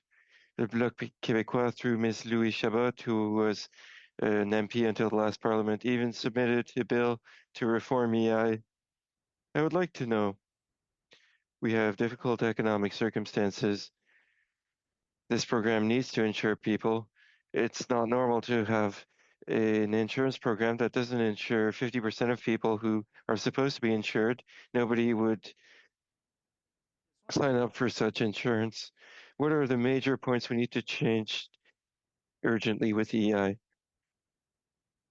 I would say that many things that are temporary measures like cancellation of certain delays or suspension of remuneration paid due to an interruption of work, an increase of the number of weeks of regular payments. I would say what is not resolved is seasonal workers. Once again, Canada is a large country with many regional realities. There are workers who end up without any income after a few weeks, and it's very difficult for us. I would also say that the EI program is particularly inefficient for young people. There are measures in place for long-time workers, but using the EI program to qualify, I think, is the important initiative. Temporary measures are the best example. The fact they're being prolonged is the best example that shows that they need to be made permanent. And predictability also, because there is lots of uncertainty. Every time there is a difficult period, we realize it's inadequate, that program is inadequate, but let's look at it as a whole and adjust it for people who need it. And I'll remind the government that the bill is already written and that we could even submit it to the committee for pre-budgetary consultation. It was excellent, Madam Chair, and still is. I'll continue with you, Mr. Leriger. After the request coming from the Teamsters and the Chambers of Commerce, the Bloc Québécois requested a wage subsidy after the tariffs were imposed that would allow employment of workers, that would put less pressure on the EI system, which is not meant to withstand two crises within 7 years from an actuarial point of view. And it would avoid firing of workers that would end up being recruited by the company next door, which would result in a musical chairs situation in certain regions. So I was wondering what you think of this proposition. Certainly, in periods of crisis, we agree with wage subsidy programs that ensure that employment is maintained, because when the employment relationship is broken, it amounts to a big loss of skills for the company in question. So we will be supportive of additional state measures, among other things, wage subsidies. Ce qui fait en sorte que si elle n'est pas capable de s'équilibrer, The books need to be balanced over 7 years, which means that if they're not, employer contributions will have to increase. As far as employee contributions are concerned, we've already had a crisis with COVID. Now there's a second crisis, and my understanding is that if there was a subsidy in place, essentially, it would cost around the same thing as EI payments. But it would reduce pressure on the EI program and avoid increases in the employer and employee contributions in a context where they need a little breathing room. Do you agree that that makes sense? You're asking a very good question. Often we fund EI to meet needs, but 4 people out of 10 have access. So what is important is having sufficient access to benefits in situations of economic difficulties. Workers who contribute need to have access to benefits. So we need to keep in mind the objective, which is having good coverage and good social protections.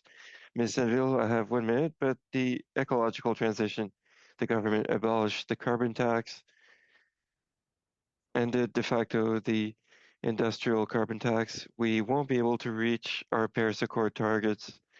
The MP from Laurier-Sainte-Marie has just left the government, and yet is seen as a high value added pipeline for the future. Do you agree that what is going on with Donald Trump justifies that, including the development of new pipelines with public funds? Mr. Trump is taking up a lot of space, and that's understandable. But while we're doing that, other countries are moving forward and are transforming their economies. Fossil fuels will be increasingly rare and increasingly harder to develop with all the environmental issues we know about. So other countries will be ready we won't be ready, and playing catch-up hockey, as it were, will be very costly. So we have to continue carrying out a just transition, which includes workers. We'll stop there. Thank you, Mr. Garon. Mr. Kelly? We'll continue with Mr. Kelly. Okay, thank you. I'd like to begin and offer Ms. Payne, say a minute or so to finish off and answer, if she would like, the question put by Mr. Seaback about the designation of supply chain jobs as essential services and the effect on that may have on the right to strike. Great. Thank you very much. We have, as you all probably know, made a pretty significant submission on this labor code review.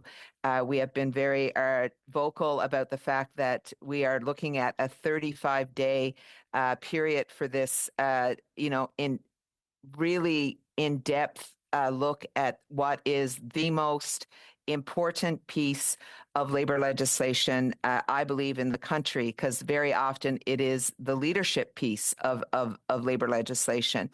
And we do know that without the right to strike, it will limit what it is unions can do and achieve at bargaining tables.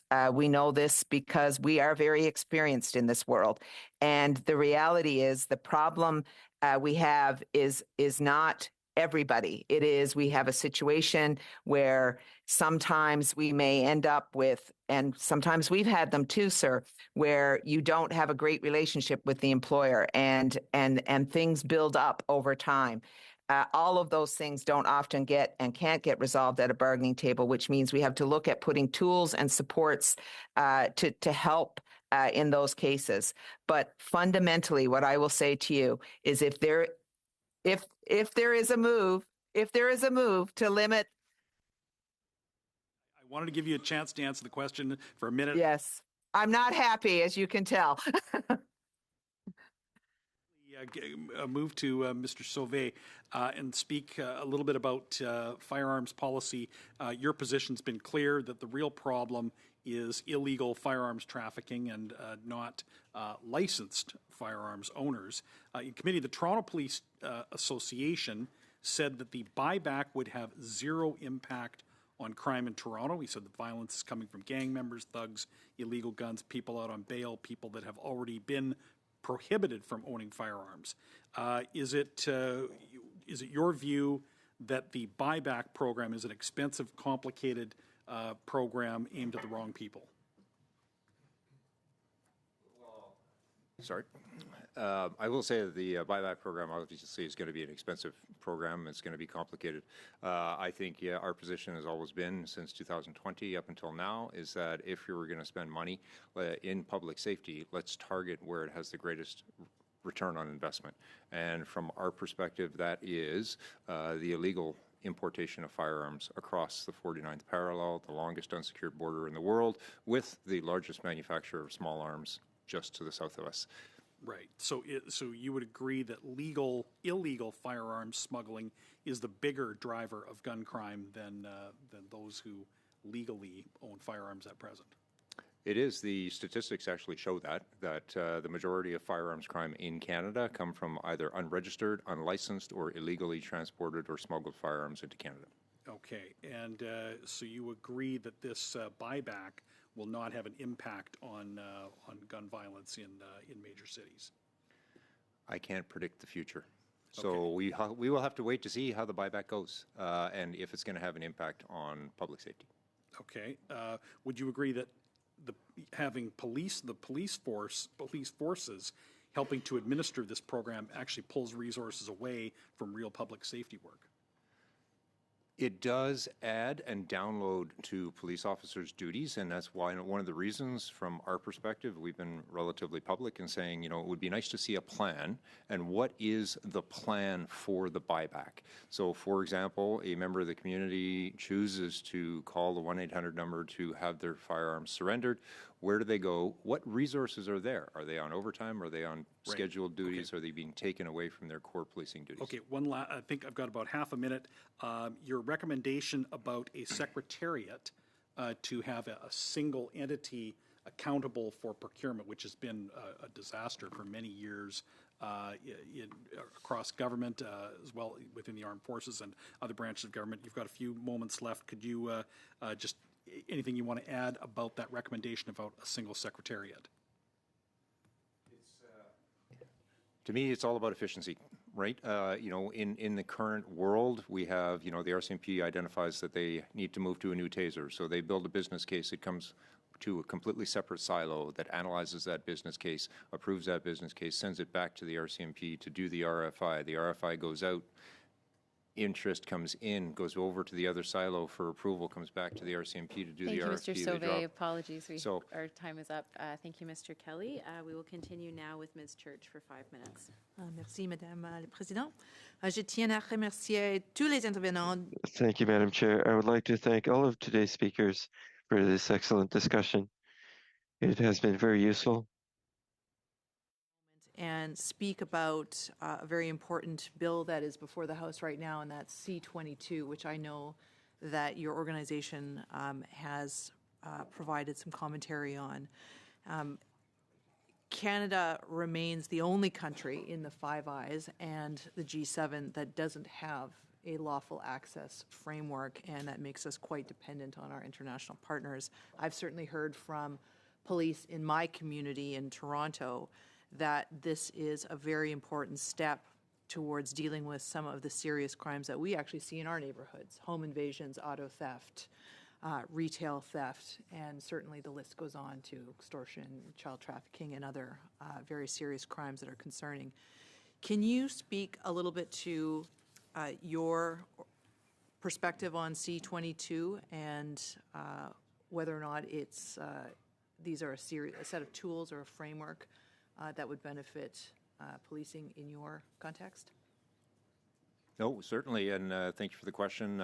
Even though it's a little off topic for today, but I'll always talk about C-22 and lawful access. It is wildly overdue. Our particular lawful access regime is designed for the Morse code era, if you will, when we have evolved into smartphones, digitally encrypted transmission, digitally encrypted messaging platforms, and social media platforms. So, for example, today what C-22 does is it does not change the search and seizure authorities of law enforcement. It does not.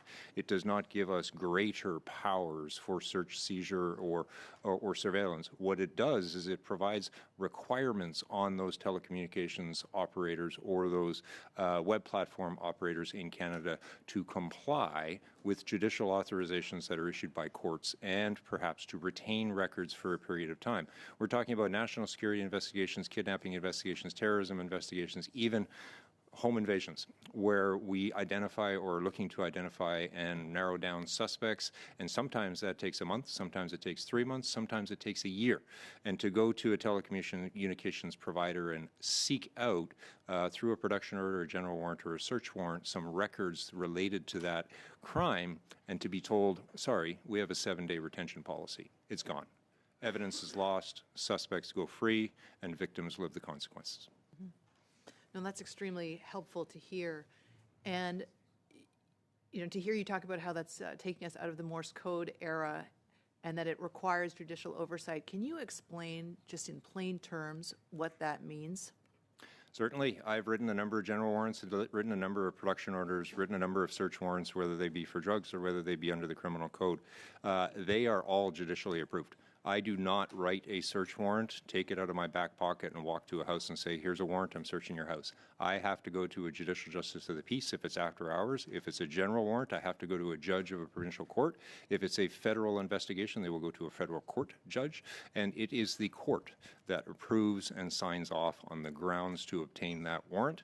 And then, and only then, is the warrant or the production order served on the provider or executed in the home or at the business. So that judicial oversight provides an important check on privacy rights by the court itself.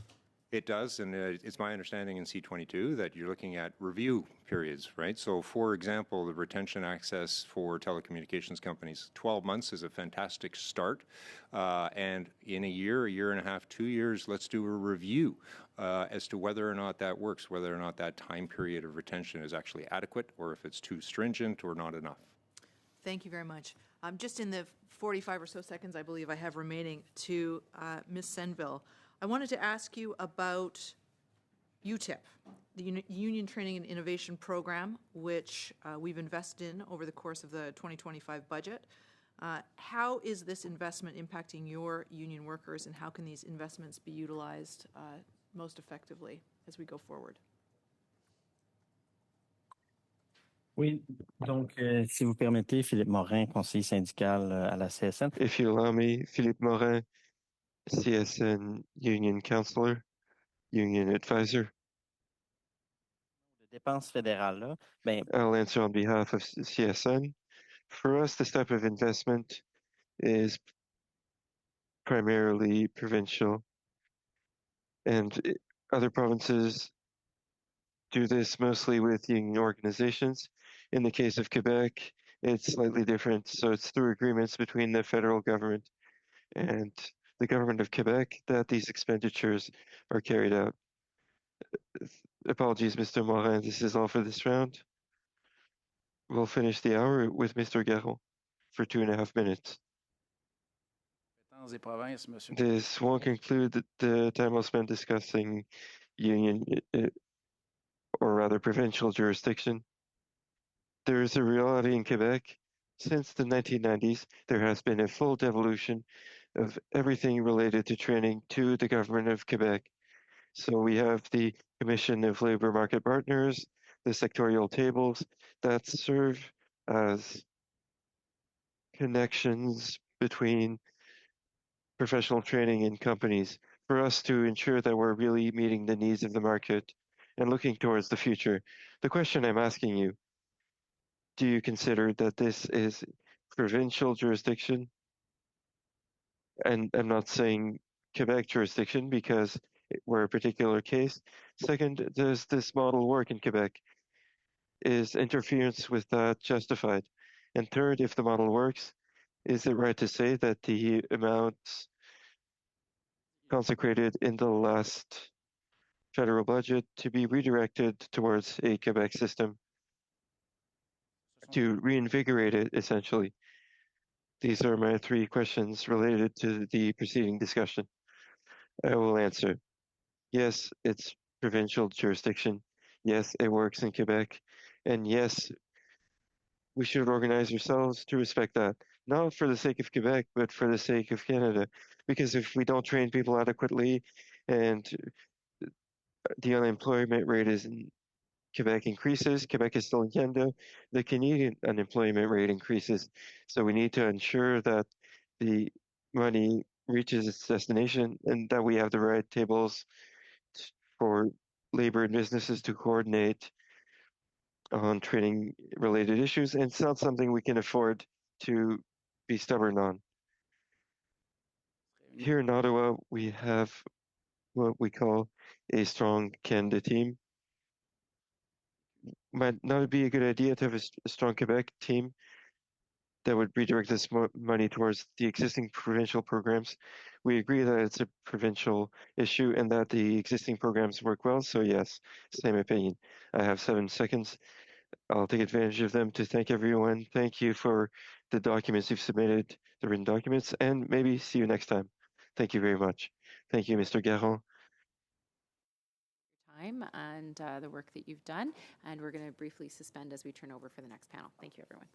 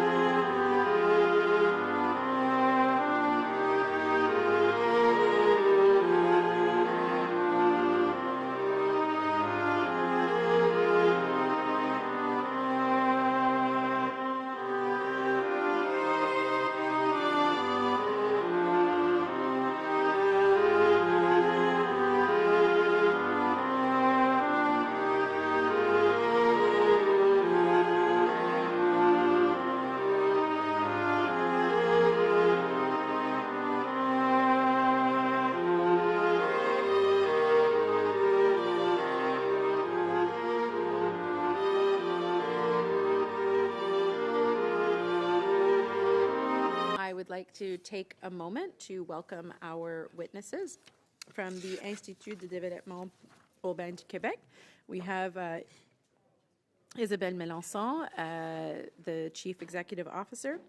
From Indwell Community Homes, we have Chris Finkbeiner, Chief Operating Officer, and from Options for Homes, Angus Knowles, Board Chair.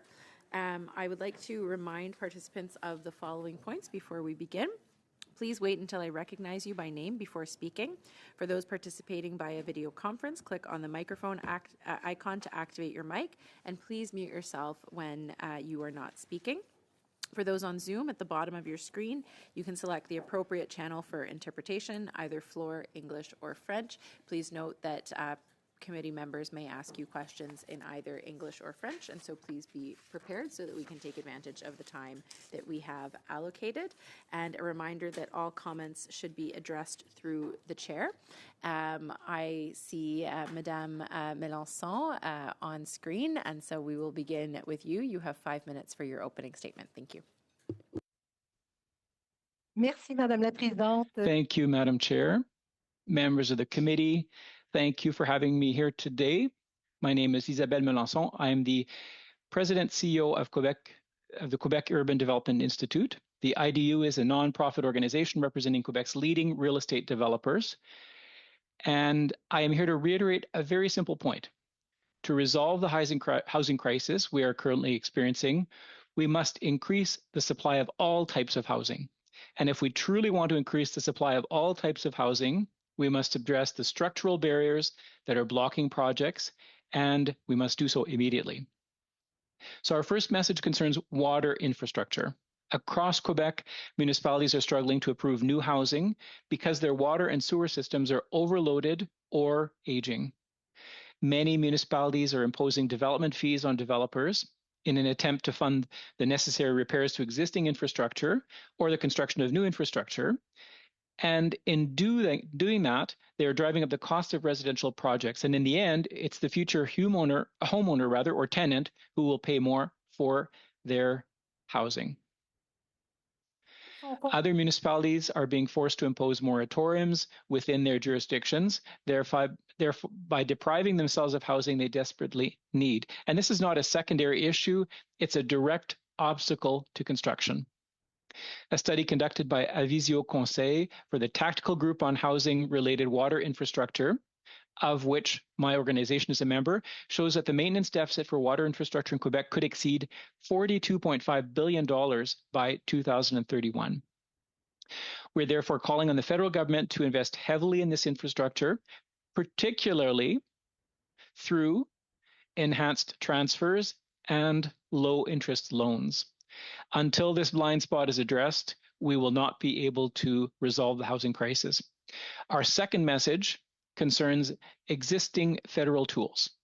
With Building Homes Canada, Ottawa has given itself a new tool to accelerate the construction of affordable housing on a large scale. However, it will be important to ensure that projects supported by this program in Quebec are not slowed down by negotiations between Ottawa and Quebec. When needs are urgent, execution must be as well. Given the presence of this program, it seems clear to us that CMHC's mandate will be modified as a result. I would like to point out that without CMHC's intervention over the past few years, very few projects would have come to fruition in Quebec. But a withdrawal that's too rapid or changes to the rules of the game without prior notice will undoubtedly create uncertainty among developers and affect the ability of many to launch projects. The message that we're hearing on the ground is that the CMHC must remain active in the market until Building House Canada is fully rolled out. And finally, our third message concerns programs that can more quickly support the rental supply. So for example, the Apartment Construction Loan Program, the ACLP, is a useful and appreciated tool. But on the ground, many stakeholders tell us that CMHC's review of large borrowers' financial capacity is lengthy, complex, and opaque, and that ultimately this lack of predictability limits their ability to continue growing and launch major projects. The same goes for HPH Select, a CMHC product that is highly effective and very popular among developers. However, it's difficult to understand why the affordability criterion is still based on the median tenant income from 2019. I'm sure you'll agree with me that the situation has changed significantly since 2019. A pandemic, a historic surge in inflation, the election of a US president who favors tariffs for everyone. So that has brought about real change. So remember that since the median tenant income in Quebec in 2018 was $40,900, the monthly rent for units must not exceed $1,023 to qualify for the APH Select program. However, the reality today is that the median tenant income in Quebec has surpassed $53,300. This means that to be eligible, the monthly rent would now need to be raised to $1,330. That's why we're asking that the affordability thresholds of the APH Select program be updated to better reflect current economic realities. Quebec is ready to build. Now we must give it the means to do so. Thank you for listening. I'm ready to answer your questions, if you have any. Thank you. Mélenchon, we're going to continue. Thank you. Your camera on, please, and same for Mr. Knowles. Thank you very much. Please go ahead. Thank you, Madam Chair and members of the committee. My name is Chris Finkbeiner. I'm the Chief Operating Officer of the Indwell family of companies. Thank you for the opportunity to speak with you today. I'm here because Canada's housing crisis is real. It's been growing, and we need to invest in solutions that match the scale of the challenge. Our work at Indwell is driven by a bold vision, open homes for all. This vision compels us to create urgent, practical solutions to Canada's housing crisis. Indwell develops and operates supportive, affordable housing addressing homelessness. We operate almost 1,500 units in South and Southwestern Ontario and have almost 400 more units under construction. Our new sister organization, Gather, was specifically created to develop and operate affordable apartments for working Canadians whose household incomes fall below the median. Our submission today is grounded in our daily frontline experience. We are looking at the housing crisis through two lenses. The first is homelessness. Canada's homelessness crisis remains severe and deeply entrenched. In 2024, over 19,000 people stayed in shelters on an average night in Canada. The homeless are often cycling through hospital, shelters, the justice system, because they don't have housing and adequate supports to help them stay housed. The second lens is affordable housing for average working households. Millions of Canadians who keep our economy running are facing growing housing distress. They earn below the median income and are struggling to find adequate housing in the market. In Ontario, 53% of renters pay more than 30% of their income on housing, and 18% of renters pay more than 50%. Building more market rate supply alone will not close this gap. We are facing structural affordability failures that demand a direct, non-market response. Addressing these challenges for individuals experiencing chronic homelessness intertwined with mental health, addictions, or trauma, supportive housing is the single most effective permanent solution. It stabilizes tenancies, improves health outcomes, and reduces public costs. At Indwell, we have a 92% housing stability rate. 92% of tenants coming out of homelessness are housed 1 year after first occupancy. Supportive housing works. To scale this proven solution, we need to maintain a dedicated and significant capital pathway within the Build Canada Homes program. However, capital is only half the equation. Operating funding must be explicitly attached to federal capital commitments. To ensure these buildings can actually open and provide supports, operating funding from provincial and territorial governments is crucial to fund the necessary on-site health and housing supports. Where provinces lag in partnering on funding agreements, the federal government must earmark and tie provincial transfers directly to these capital projects. Looking at our second lens, the sheer scale of the affordable housing challenge requires transformational investment. The current Build Canada Homes funding level is simply insufficient to meet the moment. To deliver homes that working families can actually afford, federal per unit capital grants must be substantive. Projects targeting households below the median income frequently require 40 to 60% of their capital costs covered by grants.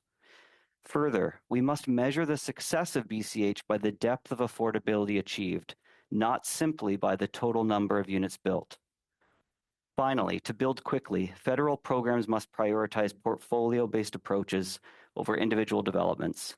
Partnering on aggregated portfolios with trusted, non-market developers enables the speed and funding certainty to deliver results at scale. In conclusion, Indwell and the broader non-market sector are ready to act. We have the capability and the capacity. We need the federal government to move quickly and invest significantly. We urge this committee to support 3 recommendations. 1, make Build Canada Homes funding match the scale of Canada's housing crisis by substantially increasing federal funding and committing to long-term annual investments. 2, protect and expand a dedicated capital stream for support of housing, backed by long-term annual commitments. And 3, give BCH the mandate and incentive to deliver meaningful per-unit capital grants and measure success by how affordable the homes are, not simply how many units get built. Thank you, and I welcome your questions. Thank you very much, Mr. Finkbeiner. We will now turn to Mr. Knowles for 5 minutes. Thank you. Thank you, Chair and honorable committee members, for the opportunity to appear today as part of the pre-budget consultations in advance of Budget 2026. My name is Angus Knowles, and I'm board chair of Options for Homes, a nonprofit developer that has spent 30 years delivering ownership housing for working households priced out of the traditional market. Across 14 communities, Options has helped create pathways to home ownership for more than 3,300 families.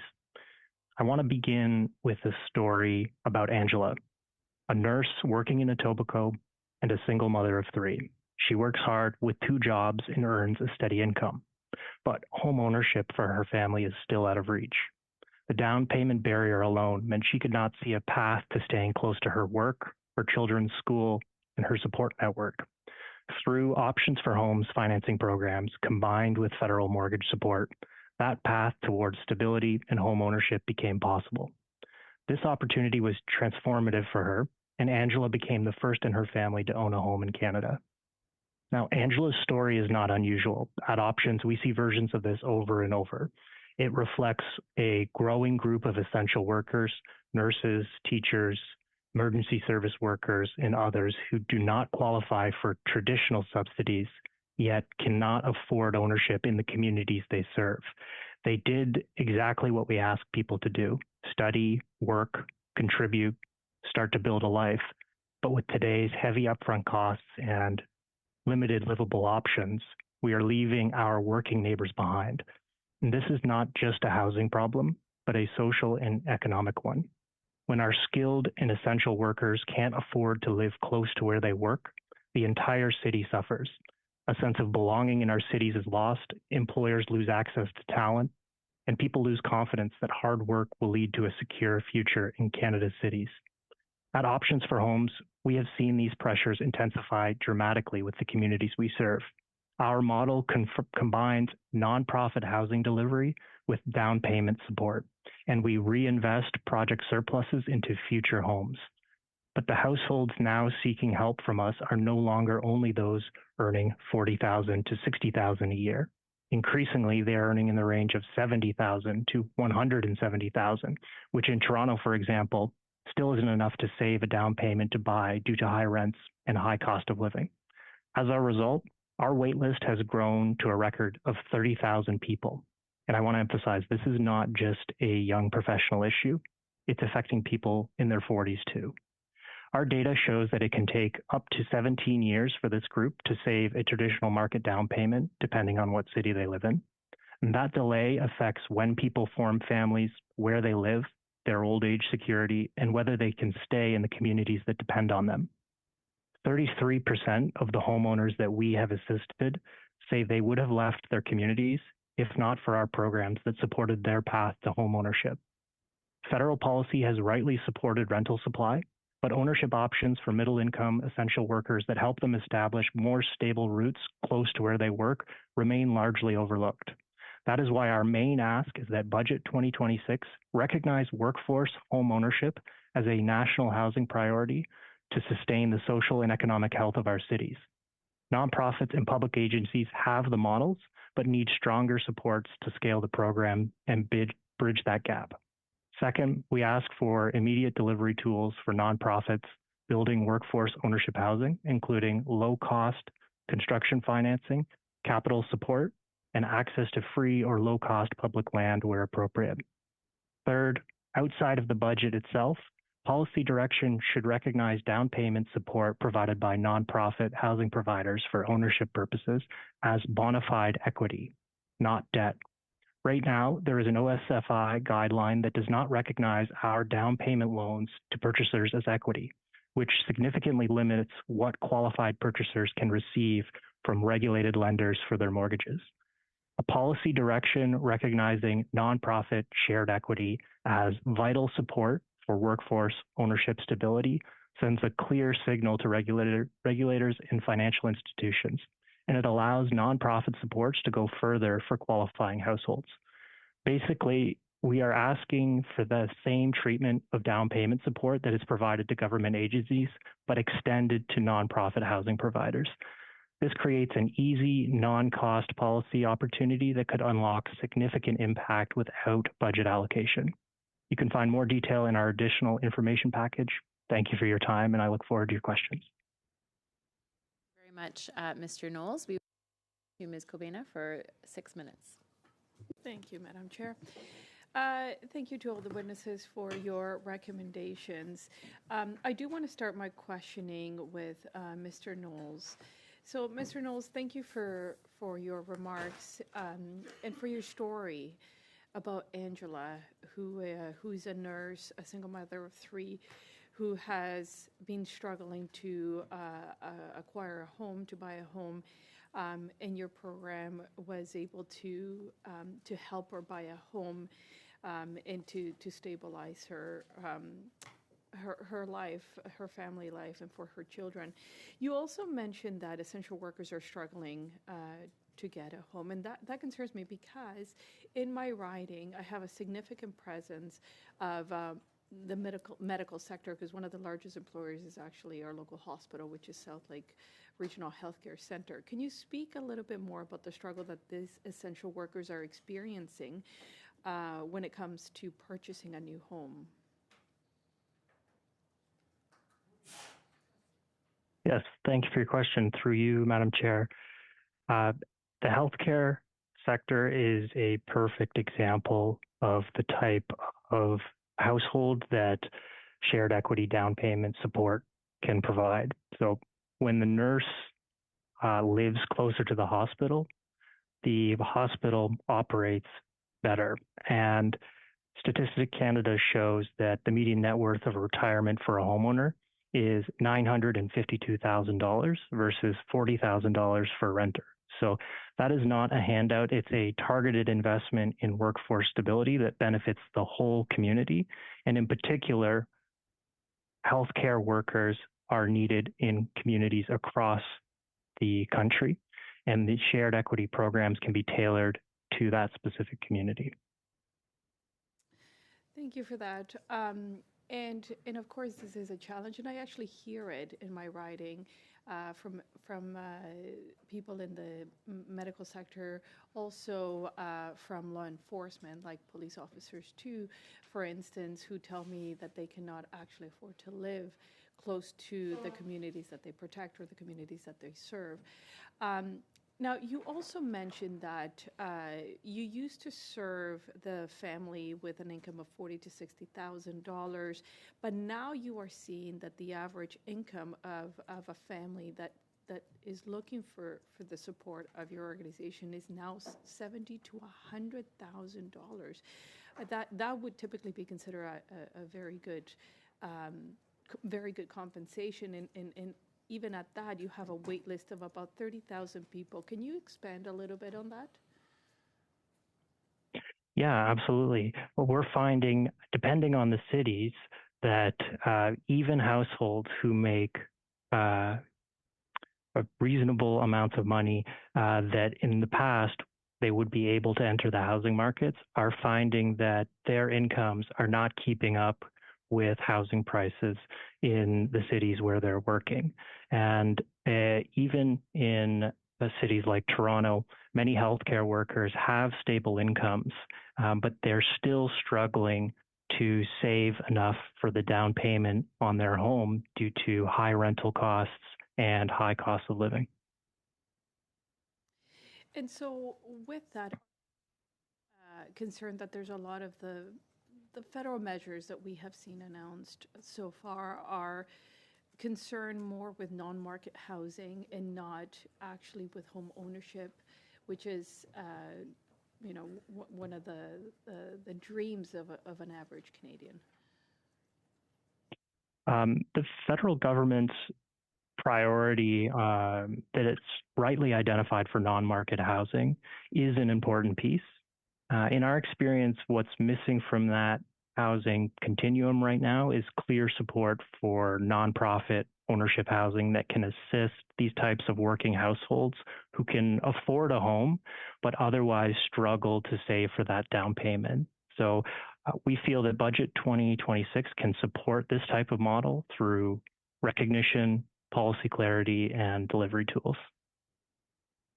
I mean, the cycle that you go through, right, is you support an average family in acquiring their home with a down payment, of course, and there's no monthly payments for that, but they've entered the market, and then when they sell their home, you can actually reinvest some of the appreciation of the home, and for the family, presumably, then they have built up equity, and they can continue to build a future based on that. So that is why we often talk about the need for home ownership.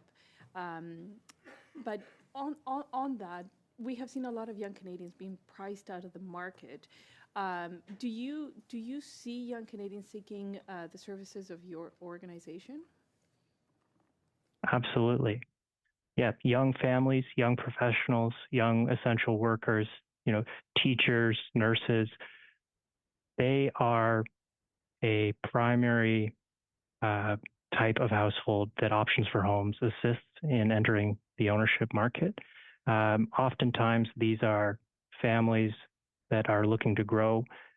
We structure for long-term homes that are built for end users who are looking to live there over the long term, and young families are a core demographic of who we serve. Ms. Covina, that concludes your time. Thank you, Mr. Knowles. We'll continue now with Ms. Church for 6 minutes, please. Thank you, Madam Chair, and thank you to all of our guests and speakers today for a very insightful discussion, particularly around this timely topic of housing and homelessness. My first question might be to Indwell Homes, Mr. Finkbeiner, and that's, you mentioned the request for Build Canada Homes to have a supportive housing stream.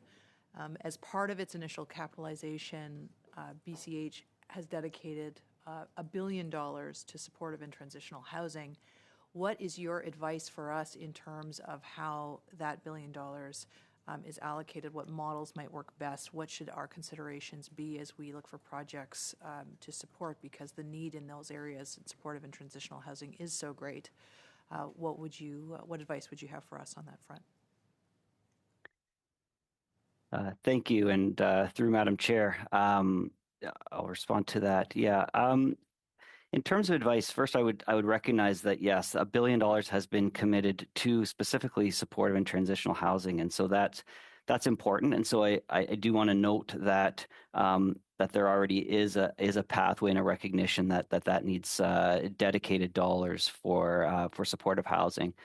In terms of how I would prioritize that, of course, that needs to be spread across the country.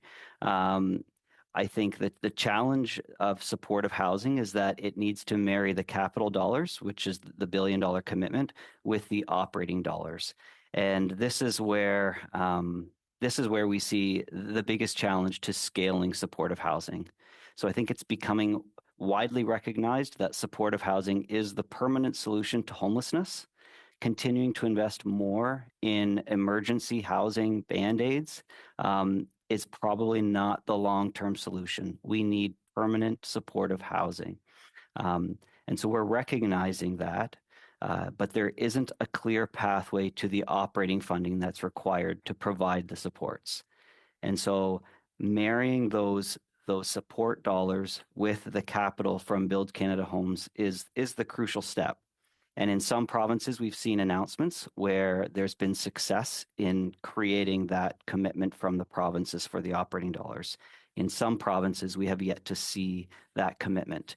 And so when we fail to see that, and the federal government's goal is to address homelessness with those dollars, I would encourage the federal government to use incentives and whatever means necessary to ensure that support dollars are being spent on the supportive dollars, the supportive housing capital commitments.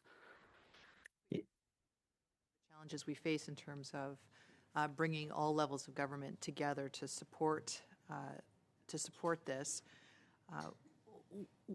One of the things that I've seen is I found to be particularly persuasive, and a report here just in recent days, a public housing dividend.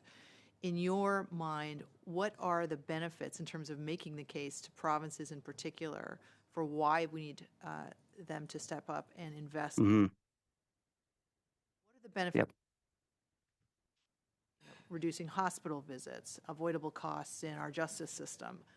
What do you? Yeah, there's so many cost benefits. It's hard to know where to start. I think the argument that we make is we know that supportive housing is the best solution to homelessness. The interesting thing is it's also the most cost effective. And so folks who are homeless, they're cycling through hospital, they're high users of health services, they end up in the justice system, and even just serving them in shelters is extremely expensive. It's about $200 per day. Jails cost $400 to $500 per day. Psychiatric hospital costs $1,000 to $2,000 per day.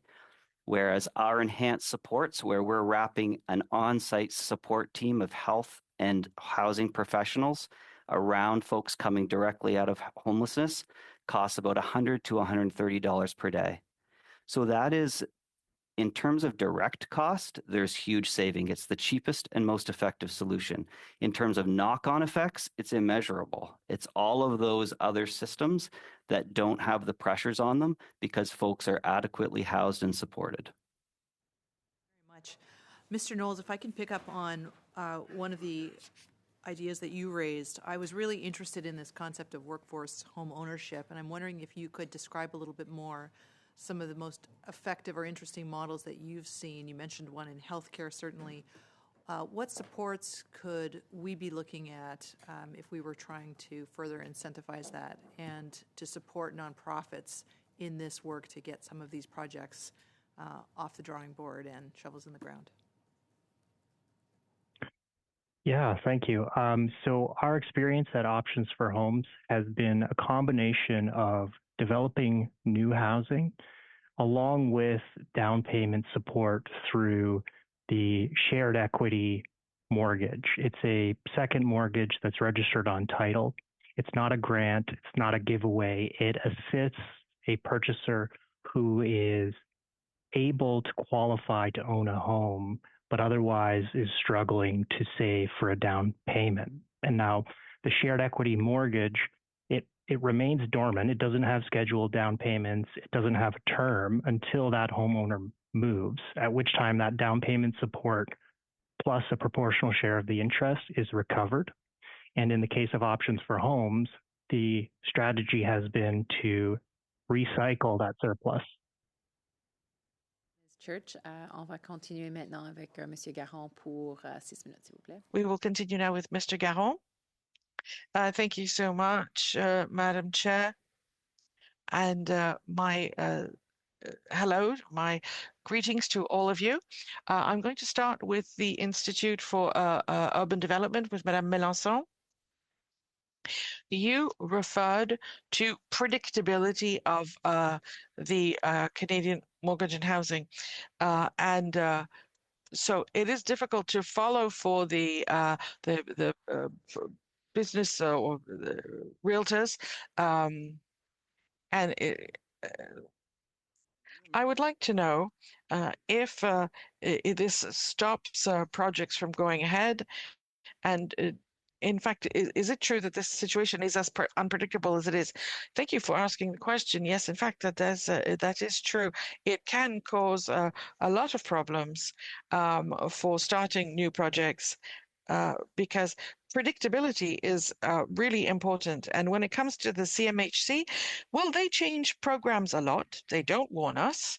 And in July of 2025, we found out 2 days, with 2 days notice only, that there was going to change insurance and the insurance was going to double. And so for anybody building, how long in advance? 2 days. So that was really, really difficult. And there are builders who have seen that their projects become mathematically impossible to undertake. So this is something that we told the CMHC, yes, but without the CMHC and their programs, nothing would have ever been built also in the last few years. Even yes, if you'll allow me, because time's moving along, but within your functions, you have seen projects that were completely aborted because of this lack of predictability, where we thought everything was going along and then finally, okay, it's too complex. Yes, we're talking about millions of dollars in that case of July 2025, when it came for the insurance premium, which became unaffordable. And so a lot of builders, construction people said, no, unfortunately, at that cost, forget it. This is not going to work financially. So the CMHC has its own programs. They are financed and building Canada Builds. Well, we weren't exactly sure how Canada Builds was going to work, and there was a bit of a floating time to find out where's the money coming from, new funds, old funds, which of the CMHC are going to go to Canada Builds. And I made a huge effort because, it's sort of like snakes and ladders. You're going up, you're going down, you're not sure where you're going. Even if Canada Builds ends up being functional, is this Canada Homes rather, is this transition going to work out for the people that you work? Well, this is what we're asking. We're asking for the CMHC to continue to provide programs until Canada Homes is completely 100% operational, because you're right, because yes, they're building themselves, but before everything can go right down to the builders, then we have to keep we've got to keep Build Canada Homes and the CMHC, but we're going to be asking to please maintain all of the programs inside of the CMHC. I think that would be a really good recommendation. And I don't know if this is going to be the approach that they're going to keep. I'm not really sure. But at one point, it's really difficult to keep up with everything. Now, what about the federal-provincial relations? Because in Quebec, we're probably the only province for a long time now who's had permanent construction programs for social housing. And we put a lot of emphasis on community and social housing, and we put a lot of emphasis on affordable programs and housing. So this is why we ask that money to be given directly to Quebec, because this is the kind of thing that we're already used to doing. And this is our proposal as well, so that things can just be done quicker, that there's no reproduction and less administrative burden. Do you agree with this proposal? And do you have any other proposals to make when money for social and development and community programs or rather housing is proposed? Yes, you're right. It's really important for money to be accessed quickly and be put in the ground quickly so that things can get built. But at the same time, I have to say that in Quebec, we are usually the last to receive money, because there is so much to and fro between Ottawa and Quebec. We don't know where things get sticky, but we were talking about a little while ago about infrastructure, and what we would like is to be able to quickly start building infrastructure that we're going to allow us to continue, because there's so many municipalities in Quebec, Lévis, Gatineau, Montreal, where we cannot build because the infrastructure is too old, obsolete, or there's no more capacity to put in more housing because there's not enough water, for instance. Thank you, Mr. Garon, and we're going to continue now with Mr. Lefebvre. Thank you, Madam Chair, and thank you to all of our witnesses. You know, Madam Chair, I always reveal my conflicts of interest as well. Not my conflict, but no, perhaps no, my knowledge. I see Isabel smiling.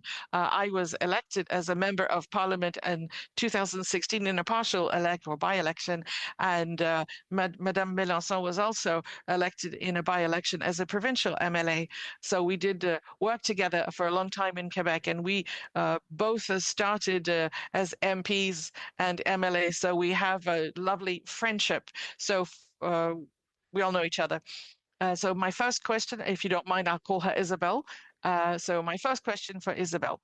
And you say that Quebec is ready to build, and the CMHC is an important partner, but at the same time, if there are modifications that are made to programs 2 days beforehand, things can't work with 2 days 2 days notice. Thank you for asking me the question. And yes, I'm very happy to see you again as well. So the first thing that was told to us is that from the CMHC, especially when it came to insurance rates, is that there was a risk ceiling that they had reached. And this is something they said to us. And now 95% of building projects that are financed by the CMHC are financed by them. And before that, 2015, 2014, the proportion was less than 10%. So we understand that there's a bit of a bottleneck when it comes to insurance premiums, and they reached a kind of a threshold of possibilities on their side from insurance point of view. But we understand also 2 days notice is really not normal. And so there was a great big meeting where we had all of these different organizations and Build Canada Homes and this CMHC on the same platform. And it was the first time that four organizations got together. So we understood that they work a lot in silos. And I think their duty is to work together. We all need to work together because they offer products that are not exactly similar, but where we can offer a better quality of product for future owners or future renters. So, Isabel, you talked about the lack of infrastructure, aqueducts, sewers, municipal water, and so we're going against a brick wall here. So it's a chicken and the egg. If you don't have an infrastructure, you can't develop, and if you don't have any infrastructure, you can't develop. So $42.5 million in deficits of infrastructure. So what would you like to see us work on? How can we help out when it comes to these deficits that the infrastructure that infrastructure is? Well, municipalities on their own will never be able to pay these bills, and there's been money that was announced, I think, today specifically for infrastructure in Quebec at any rate. We're talking about $2.7 billion budgetary envelope, and this is far away from the 10% that could be financed. But from the moment that we cannot do any development and we cannot build and we cannot fix the housing crisis. So we need all kinds of housing. So there are non-market, there's student housing, there's private. We need every kind of possible housing that there can be. We know that. And we also need affordable housing. And in order to get to affordability, we need to say, well, maybe we'll do a little extra for the development, for the promoters who pay this, because in the end, it's not the building promoter who's going to pay. It's going to be, of course, anybody who rents or buys. Isabel, another question. We're talking about labor. So our entrepreneurs who use the foreign temporary worker program and who have them in order to do construction, they say, well, if we don't have any foreign temporary workers anymore, we won't be able to carry on the work. We might even have to refuse contracts. Well, just yesterday, as a matter of fact, I was at a committee and and our building people were telling us anything that is called immigration is hugely important for them. Why? Because we don't have enough people to pay the bills. We have to be honest. We have a problem with demographics in Quebec, but we also have a labor problem as well. And we're going to have to fix that pretty quickly. There was a time where things were wide open. We wanted to close it too quickly, and we think that immigration is going to have a huge role to play. So, what we call economic immigration that contributes to the development of our regions, where indeed the unemployment rate is lower. We're talking about 5.5% and less. Thank you, Mr. Lefebvre. That is all for your time. Thank you. We'll continue with Mr. Laitayo for 5 minutes. Thank you very much, Madam Chair. I will share my time with my colleague, Mr. Savatsky. Thank you all for your participation in this exercise. Ms. Melançon, Isabel, welcome. Very happy to see you again. We've known each other for a certain time. You've mentioned the question of infrastructure. Of course, it's a municipal issue, but also the government, the federal government, has a role to play. There was an announcement today but there was also the Canadian Infrastructure Bank, which is now able to fund these type of infrastructure projects. And I would like to know, with your experience with the people whom you represent, are projects moving forward with the CIB? Is it fast enough? Could it be faster? Give me your opinion, please. Thank you for this question. Very nice to see you once again. Of course, concerning the CIB, as mentioned earlier, there was a big conference where we had the CIB, the ACIQ, Build Canada Homes, and the CMHC. And the CIB is a gem that people haven't really discovered yet. And we need to make the CIB better known. Where I was at Place du Canada in Montreal, CIB people are in the same building. And we determined that we had to collaborate more closely. C'est pour ça que tout à l'heure, je dis... The ACIQ and the CIB should work together more and more. So we have to break down these silos. People have to collaborate. So as for projects that need to be accelerated, Du côté de Montréal. As you know, honorable member, in Montreal, the mayor has announced that water capacity needs to be reduced because the infrastructure could give way from one day to the next. And the CIB is certainly a necessary partner for this type of infrastructure investment. And I can say that they're very agile. Recently, we had announced there's a project with the city of Laval, a pretty innovative project. It's a good model. Earlier today, I don't know if you were following our work or not, but there was Mr. Luc Godbout, who, among other things, discussed that one of the ways to respond to the crisis, the housing crisis, would be conversion of buildings. With the group you represent, is it something that is considered? Is there less communication? I know it's being done pretty well in Calgary, but in Montreal and Toronto, I don't think it's a great success. So can you talk about that a little bit? Thank you very much for this question. Often we think that because we're talking Du côté du bureau pour faire de la transformation. Because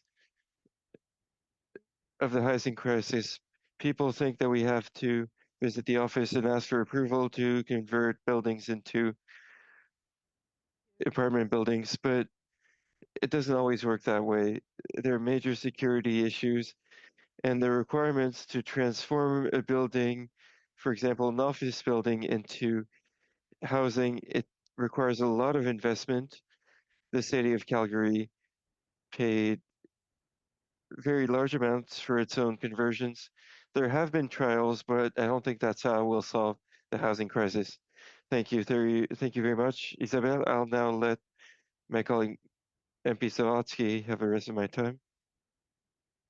Just picking up on MP Church's remarks, if you could speak to the quantifying the savings to the healthcare system, justice system, or social services from providing stable housing.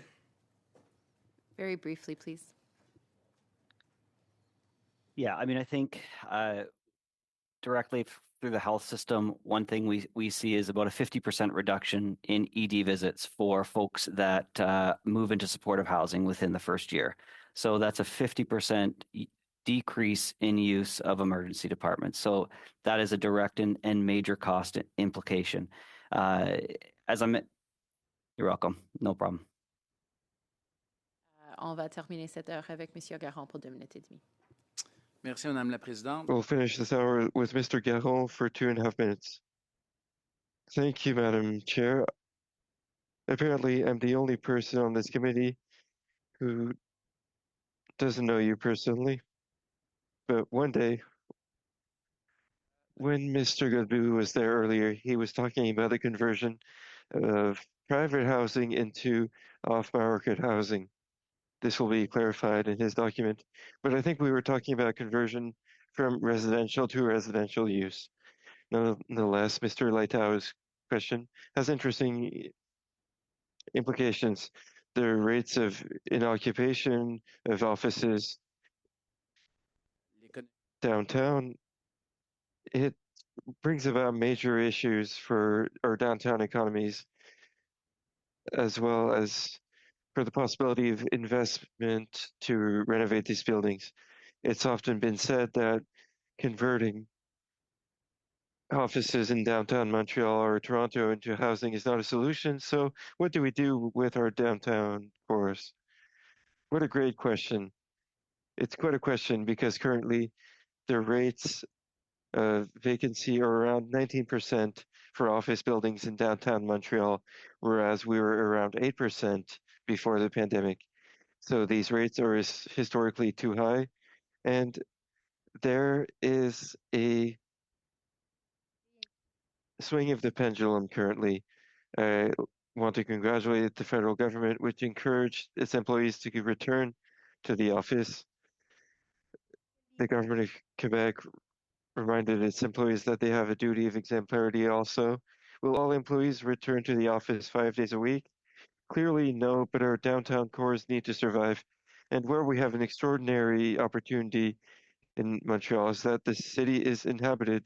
It's not quite the same as Calgary, where I want to put things nicely. It's not really an inhabited downtown. People work there and live elsewhere. So concerning the return to work, which won't make up for everything, what do? We have to make downtowns even more attractive for people to want to live, to work there. I was very happy to hear people talking about homelessness earlier. The problem of homelessness needs to be solved as soon as possible. Cleanliness needs to come back. We have to make people want to come back. Merci. Thank you very much. Thank you. Apologies, I made a mistake, but we have 10 minutes. So we can conclude with a conservative question and a liberal question. Mr. Lefebvre, you may continue for 5 minutes. Yes, well, I'll piggyback on what Isabel and my colleague were saying. When I was a city councillor, I was representing our city's downtown. Revitalizing our downtowns, I think, will be done through living downtown businesses that are attractive and that encourage people to use the downtown. Isabel, what do you see as the importance of densification? We've been talking about housing, but densification of downtowns. Densification, for us, is one of the solutions to the affordability crisis, to the housing crisis, and to the climate crisis. Because to the maximum extent possible, we need to use the infrastructures that already exist. And with densification, we just need less land. Densification, we believe in it. We're an institute. We're looking at what is being done throughout the world. And we need to densify where there is public transit, where we can transport people, make people work, and ensure that people live. We believe in it. Of course, there are issues. There are downtowns where we won't talk about a 40-story building when it comes to densification. We need to be logical, but in our opinion, it's the best way of doing things, and that's how we'll be able to get out of the current housing crisis, because we'll be able to build more housing more quickly, and that's what we need currently. We need that in our downtowns also. Thank you. Do I have more time? I thought I only had one question. Apologies. Wonderful. Earlier, Isabelle, you were talking about types of housing, that we needed every type of housing. But is there a percentage established? Has a percentage been drawn up for each region? Could you talk about what is necessary from one region to another? It's unfortunate because we don't yet have this picture so as to know where the rates of vacancy are the lowest. We know that where there are universities, I'm talking about Rimouski, Saguenay, Trois-Rivières, and Sherbrooke notably, we know that there is a housing crisis, but having this accurate picture, we don't have it currently. We're trying to work on it with the government of Quebec so as to better identify what we need. Mais une chose est sûre, de tout. We've been requesting that for a while, but what is certain is that we need every type, we need off-market, but we need rental housing that will meet the needs and especially the capacity of families, because the problem is there when it comes to affordability currently. Families are not able to pay for a 4.5 on the island of Montreal currently. Why? There are many factors. And by the way, I'll say this right away. We're preparing a study on the explosion of the costs of construction, and this includes norms, and standards. This includes the cost of permit delays. This includes the cost of fees, municipal fees. We're talking about a 40% increase since COVID. That is huge. The picture you've been talking about, Isabelle, it's important to have it sooner rather than later because it'll allow us to identify so as to not build such a type of housing and then realize we have too much for 4.5, and then to say we haven't built perhaps more affordable units. So this picture will be primordial. How much time do I have, Madam Chair? 45 seconds. Earlier, we were talking about Build Canada Homes, building unattached housing. Do you think that is the right tool, or did we have the right tools already? Could there have been just a transfer of funds with projects being taken over by the existing institutions? I think we should give Build Canada Homes a chance. They came out and met developers. We understand who has money. We understand that projects will be funded and we'll be able to judge once the machinery has been perfected. It's hard to judge at this point. But when we were talking about the unpredictability of CMHC, I think that was the most aggravating factor when it came to the CMHC. Thank you, Ms. Melançon, and thank you, Mr. Lefebvre. Thank you very much, Chair. Coming back to you, Mr. Finkbeiner, with Indwell Homes, sorry. If we could just speak for a moment about the barriers that supportive housing faces, such as community pushback, healthcare staffing costs, barriers with municipalities. If you could just expand on any barriers such as that. Thank you, and through the chair. Yeah, there certainly can be barriers to developing supportive housing in communities. There can be a bias towards supportive housing and pushback.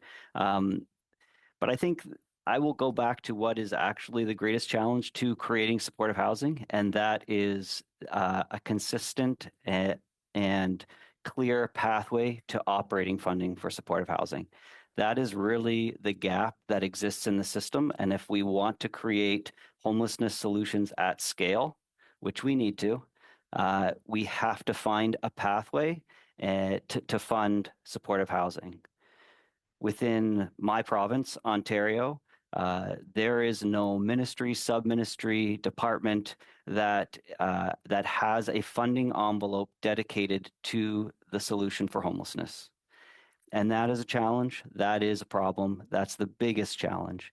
We definitely do fight NIMBYism. We fight some pushback in communities. But in the communities where Indwell has been long established, it's actually we are welcomed with open arms in most cases, and we are encouraged to expand and continue to grow in most of the communities that we operate. Thank you. And have you observed cases where stable supportive housing has enabled individuals to re-enter the workforce, pursue education, or contribute economically in ways that might previously have not been possible? 100%. Regularly, all the time, we see what we call stories of hope, and at every meeting that we have, we try to start with the story of hope, of somebody's transformation, and what we know is that that people can't move on with their lives when they're living under a bridge. Nobody's substance use decreases, nobody's mental health or physical health improves when they're living in a shelter or on the street or couch surfing. And so when we see people move into supportive housing where they get a stable apartment that they can afford with wraparound health and housing supports that provide the stability and the support that they need, we see people transform significantly. And within Indwell, we have a continuum of support. And we recently opened what we would call a moderate level of support. And we saw 25% of people from our first high support program in Kitchener, 25% of those tenants moved to the moderate support program when we opened our first moderate support program. And that is evidence that people coming straight out of homelessness with active addiction challenges, active mental health challenges, when they find stability, they are able to move on to more independence. And what we see in more independent programs is folks doing exactly what you said, reconnecting with their natural supports, with their families, volunteering, finding employment, going back to school. Absolutely. Could you expand a little bit just in this last minute here, talking about wraparound supports, a continuum? Yep. What does that look like on the ground? For sure. Yeah. So what we would call our enhanced support program targeted at folks coming out of the most precarious situations would look like an on-site, it would be an apartment building, 30 to 50 units with an on-site team of around 15 to 20 staff. So often about a 1-to-3 or a 1-to-4 staff to tenant ratio. It would include registered practical nurses as part of the health team. It would include addiction support, housing support, a hot meal provided each day, and a psychosocial support worker. So it's a multidisciplinary team on site with wrapping support around the tenants and addressing what each of their individual needs are. There's a case management plan created for each tenant that is followed up, where tenants are setting goals and we're following along with them in enhancing their stability, their wellness, their health. That's what our supportive housing model looks like. Great. Thank you very much to all of our witnesses for this panel. We are going to take a very brief suspension as we turn over for the final panel of this afternoon. Thank you very much.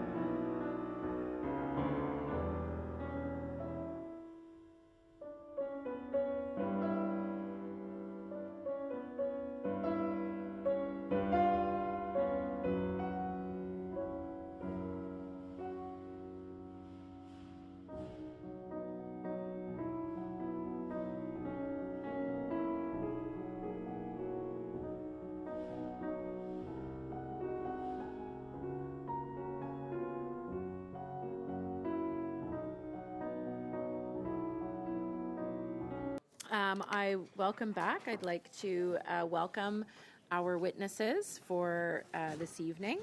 We have Professeur Eric Pinault, professeur en sociologie et sciences ambientales de l'Université du Québec. From the University of Montreal, Professor Eric Pinault.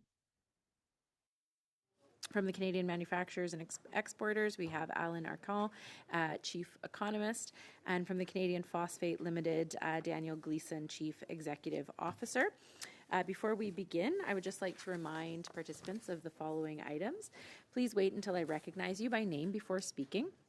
For those participating by video conference, click on the microphone icon to activate your mic, and please mute yourself when you are not speaking. For those on Zoom, at the bottom of your screen, you can select the appropriate channel for interpretation, either floor, English, or French. And for those in the room, you can use the earpiece and select the desired channel. As you know, members can ask you a question in either English or French, and so please be prepared with the appropriate interpretation should you need it, so that we can take advantage of the time that we have. And a reminder that all comments should be addressed through the chair. You will each have 5 minutes for your opening remarks, and we will begin. On va commencer maintenant avec Professeur Pinault pour 5 minutes, s'il vous plaît. We'll start with Professor Pinault. You have 5 minutes. Thank you. Thank you for receiving me. I'm here as an economist. I'm interested in fossil energy, and in the current situation, I want to look at, should oil companies' excess profits be taxed? So we're in a situation where there's a war currently going on between Iran and US, and the price of a barrel of oil has reached historic levels.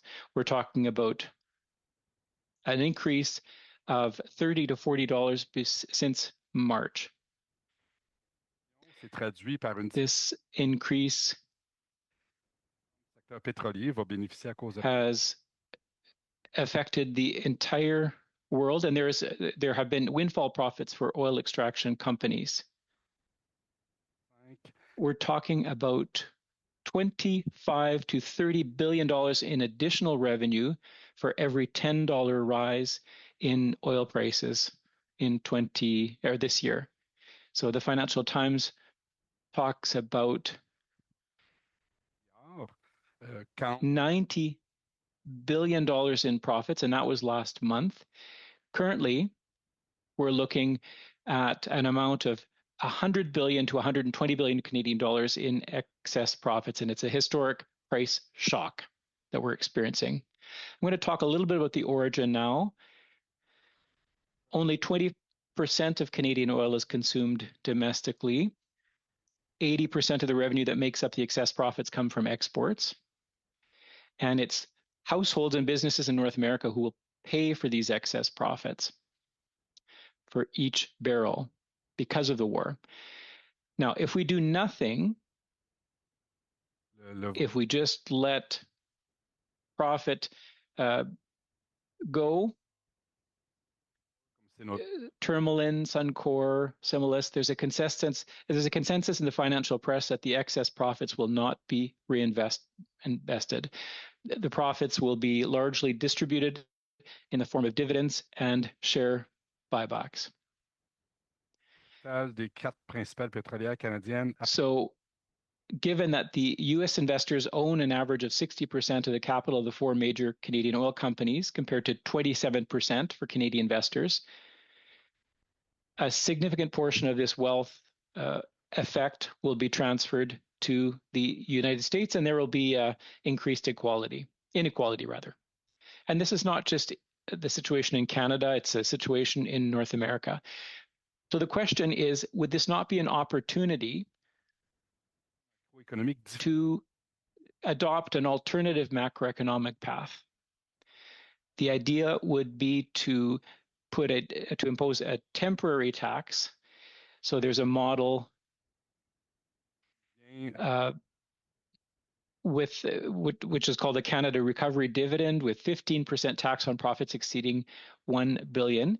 Canadians for Tax Fairness propose 33% tax, on profits exceeding 120% of pre-crisis profit levels. That's inspired by European taxes on excess profits.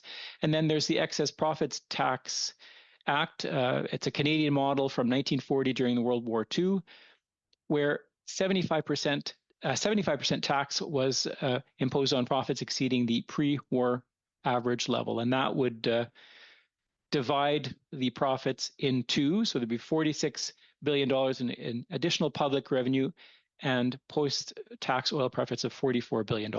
So that would allow us to redirect those profits to help Canadians rather than that money going to the United States or in the pockets of the rich. What would be the possible macroeconomics effects of this? It depends on what we do with it and how we spend it. The worst would be to put it into the general revenue funds of the state. We could use it to mitigate the impact of rising fuel prices on the poorest households. Another possibility would be to use that money as an impact investment to diversify oil-dependent regional economies. And another option would be to do impact investment in electrification and decarbonization. So that's basically what I wanted to talk to you about today. It's a debate that's taking place and that I feel is important given the current situation that we're in. Thank you, Professor Pinault. From AIA, 5 minutes. Madam Chair and members of the committee, thank you for the opportunity to appear before you today. My name is Emily Holpe. I am the Vice President of Government Relations for the Automotive Industries Association of Canada, otherwise known as AIA Canada. We represent the $44 billion auto care sector, which employs more than 500,000 Canadians from coast to coast to coast, including aftermarket manufacturers, distributors, parts stores, service, and repair shops. Our industry plays an essential role in Canadians' daily lives. We keep almost 27 million vehicles on the road safely, reliably, and affordably. Today, I would like to focus my remarks on two interconnected issues that are directly impacting affordability for Canadians: the right to repair and the shortage of skilled labor in the automotive service sector. First, on right to repair, keeping a car on the road is becoming unnecessarily expensive for Canadians. Modern vehicles are no longer purely mechanical machines, they are computers on wheels. Increasingly, automakers control the access to the diagnostic and repair data required to service those vehicles. When independent repair shops cannot access that information, Canadians are effectively forced back to the dealership for repair and maintenance. The results is reduced competition, fewer consumer choice, and higher repair costs. According to a recent MNP study, Canadians can save up to 30%, or roughly $500, on common repairs when they have the option to use an independent repair facility.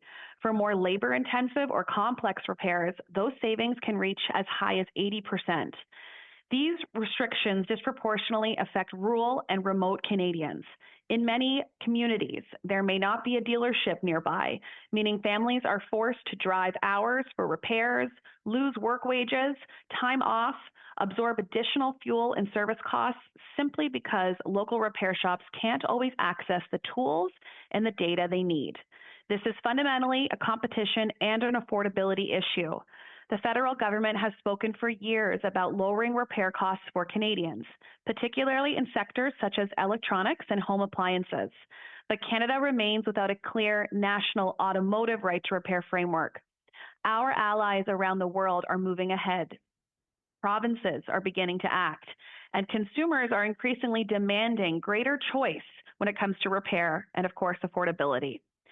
AIA Canada believes that the federal government has the opportunity to establish a right to repair legislation that mandates timely, secure, standardized access to vehicle repair and maintenance data for independent service providers. Doing so would protect consumer choice, support small business, strengthen competition, and help lower the cost of millions of Canadians. Second, we need to address the skilled labor shortage facing our sector. Even if Canadians have the right to repair their vehicles, we still need skilled technicians available to do the work. Today, there are approximately 6,800 automotive technician vacancies across Canada. At the same time, vehicles are becoming significantly more advanced, particularly with the transition toward electric vehicles, advanced driver assistance systems, connected vehicles, and high voltage battery technologies.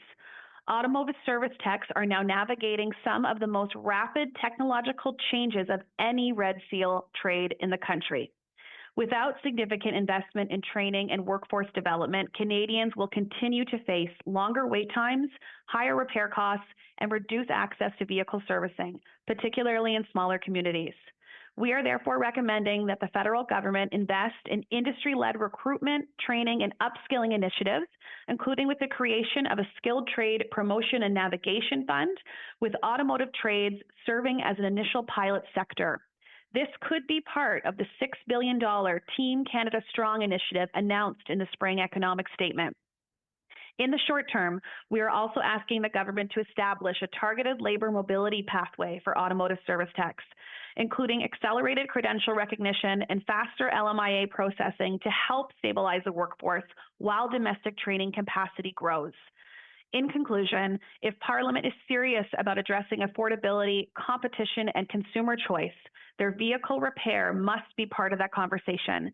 Canadians deserve the ability to repair their vehicles safely, locally, and affordably.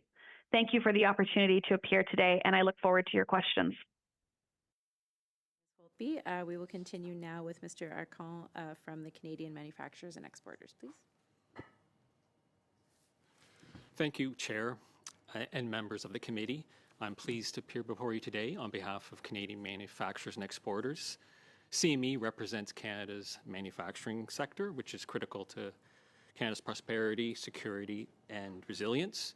It employs more than 1.8 million Canadians across the country, generates over $200 billion in GDP, and exports almost $450 billion in goods annually. But these figures understate the sector's broader impact. Manufacturing supports activity across the economy through deep and broad supply chain linkages. It is also a strategic industry that underpins Canada's national security, economic resilience, and sovereignty. Manufacturing's strategic importance is precisely why the unjustified U.S. tariffs are so damaging. Tariffs and trade uncertainty strike at the heart of Canada's industrial base, weakening business confidence, delaying or canceling investment, leading to layoffs and production cuts. Even if the Kuzma Review produces a positive outcome, recent experience shows that U.S. trade policy can shift quickly. For manufacturers making long-term investment decisions, market access can no longer be taken for granted. We can already see the impact from these tariffs. Since last January, Canada has lost 57,200 factory jobs. Over the same period, manufacturing and construction has fallen for 15 straight months for a cumulative decline of 27%. Real sales are down 4.7%. As well, the sector's real output has contracted for 3 straight years, and a 4th straight decline in 2026 appears likely. To make matters worse, these trade pressures are hitting the sector that's already been weakened by long-term structural challenges, especially weak investment. The investment gap is stark when we compare Canada with the U.S.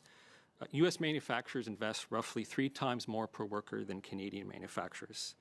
This means the average U.S. worker is being equipped with more than $55,000 in new equipment, technology, and structures each year, compared to closer to $20,000 for Canadian factory workers. In Canada, investment has been so weak that manufacturers are barely replacing existing plants and equipment. The sector's capital stock is now 13.5% lower than where it was in 2000, while in the U.S., its manufacturing capital stock has grown by 40% over the same period. This weak investment record is a key reason why Canada's labour productivity has lagged so far behind the United States. And again, the sector is under severe pressure from tariffs and trade uncertainty, which are compounding long-standing challenges that have left Canada's industrial base less competitive and less resilient. The federal government has taken important steps including tariff relief programs, target support measures for manufacturing, and other affected sectors. These priorities are the right one, but Canada must build on them. The focus should now be on timely, predictable, and practical implementation. So today I want to highlight 3 priorities. First, the federal government must continue reducing red tape and regulatory burden. This is one of the biggest and lowest cost opportunities to boost investment, productivity, and prosperity. So this would include legislate growth and competitiveness mandates for all regulators, requiring them to consider the impact of their decisions on economic growth as a statutory obligation, expanding the scope of the one-for-one rule. Despite this rule, government-imposed requirements on businesses continue to increase because the law excludes other legislated obligations, ministerial guidance, and other non-regulatory requirements. Strengthen the oversight of regulatory cost-benefit analysis. These analyses must be credible, realistic, and transparent. As well, second, Canada's weak business investment record means the budget 2026 should go further, include further measures to strengthen tax competitiveness. We welcome the government's actions to date, including the productivity super deduction and enhancements to the SHRED program. But as noted by the budget, Canada does have the lowest marginal effective tax rate in the G7 and below the OECD average, but we still do have high average tax rates. Those matter too. Canada's personal income tax rate and its corporate tax rate is above the OECD average, higher than the US, and that does restrict our ability to attract capital and talent. More broadly, Canada's tax system has not undergone a comprehensive review in decades, and the case for action is stronger. Apologies, Mr. Archon. Can you wrap up, please? Yep. Yeah. And so in conclusion, Chair members, Canada's manufacturing challenges are real and urgent. Tariffs and trade uncertainty have exposed long-standing weaknesses in investment, productivity, and competitiveness. Thank you, Mr. Archon. We're going to have to end it there. Thank you very much. We're going to continue now with Mr. Gleeson from Canadian Phosphates Limited, please. Madam Chair and members of the committee, thank you for the opportunity to appear before you today. My name is Daniel Gleeson, CEO of Canadian Phosphate, a company advancing 2 sedimentary rock phosphate projects in British Columbia in the Fernie and Wapiti regions. Our objective is straightforward: to build Canada's only domestic phosphate fertiliser production facility. We're advancing the pathway that would allow us to supply Canadian farmers with phosphate fertiliser domestically and reliably from Canadian natural resources. Sedimentary rock phosphate is the raw material from which 90% of the world's fertiliser is produced and has no viable substitute at scale. Canada, one of the most agriculturally productive nations on Earth, currently imports virtually all of the phosphate fertiliser it requires to grow its food. Our farmers from southern prairies all the way to Quebec depend entirely on a supply chain that originates thousands of kilometres from their fields in foreign jurisdictions under policy conditions they cannot influence nor control. This is a structural gap in our industrial base, and it's one Canada has the resources and the capacity to close. Parliament and this very committee have already recognised the strategic importance of phosphate for Canada, but the Income Tax Act does not reflect that reality, creating a gap that makes every domestic sedimentary phosphate project inadmissible for the financing tools the government created to support their growth. That gap must be corrected urgently. The case for acting now is not abstract. It is in the headlines every day. Geopolitical conflict in the Middle East and export restrictions by China that fractured the global fertiliser supply chains and has made prices skyrocket. Canadian farmers are absorbing these costs now and likely into the long term, with diminishing breathing room. That pressure transmits directly on the grocery bills of every single Canadian family, coast to coast. Governor Tiff Macklem of the Bank of Canada testified recently before this committee that with higher energy and fertiliser prices now compounding existing food inflation, which has been running near 4% for several months, it is, in his words, difficult to say that food price inflation is going to come down anytime soon. This is a crisis affecting the daily lives of Canadian families, already under enormous financial strain, and the factors at fault originate in markets and conflicts Canada does not them? The only reasonable answer is to build the supply we can control, and that starts with supporting Canadian farmers. Canadian phosphate is well positioned to meet the moment. Our Wapiti projects in northeastern British Columbia sits at the doorstep of the Peace River agricultural heartland. Our Fernie project connects through existing corridors to southern prairie markets. Together, they would bring lasting economic activity to Western Canada while supplying all of Canada with domestically produced phosphate fertiliser, reducing the entire agricultural sector's exposure to the kind of foreign price shock we're all witnessing right now. That brings us to why we're here before this committee today. As MP Leitao noted a few months back, phosphate is already eligible for flow-through share financing.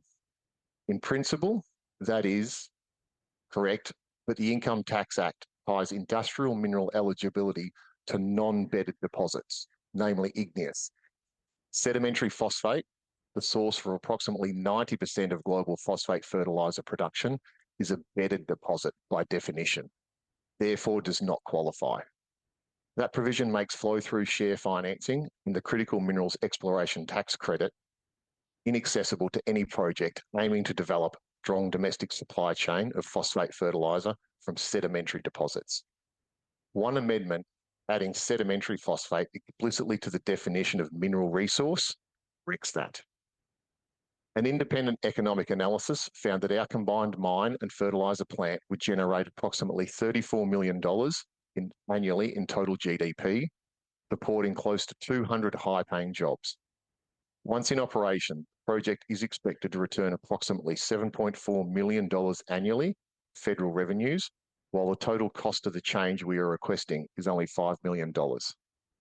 Sedimentary phosphate is the foundation for nearly all phosphate fertiliser supply, and correcting this oversight is how tens of millions in private capital deployed in Canada and how Canada becomes, as Prime Minister Carney has said, its own biggest customer, building the industrial base that feeds our own people from our own land. Madam Chair and members, thank you for your time. I look forward to your questions. Great. Thank you very much, Mr. Gleeson. We will now begin with Mr. Kelly for 6 minutes. Okay, thank you. With only 6 minutes and 4 witnesses here, I'm just going to try to get to each one, but I'm going to start with Professor Pino. You had stated that you want to see an excess profit tax on the oil and gas industry. So oil and gas exports are overwhelmingly Canada's largest export. They overwhelmingly, the resource is overwhelmingly located in my province, and the mineral resource ownership is an area of exclusive provincial jurisdiction. Do you really think that this is the time in an extremely volatile commodity, a commodity that was trading below $60 a barrel before the war began, and which from time to time, in fact, very recently was in fact priced negatively in its, given the differential on markets that it gets to. Do you really think this is advisable for the federal government at this time to impose a new tax on Alberta's most important industry? Given that the industry itself is saying that it wants to pass on the windfall profits to its shareholders through share buybacks and through dividends, that this is a temporary measure that that they're not looking into investing this or passing it on to the workers, and that most of this is going to go to the U.S. Because 60% of the shareholders are American. They're not in Alberta. I think that there's an opportunity to split this half and half. Half could stay with the shareholders, and the other half, we're talking about extraordinary windfall profits that are very temporary, that are hurting Canadians, that are hurting Americans also, and that will just, through the skewed way in which... I'm just going to have to move on, but I would suggest the federal government merely peel back all the regulations that are preventing reinvestment of these profits in Alberta and straighten that out. And with that actually takes me to Mr. Arcan, and I'd like you to talk about regulation and how regulation in Canada harms its investment attractiveness and harms our productivity.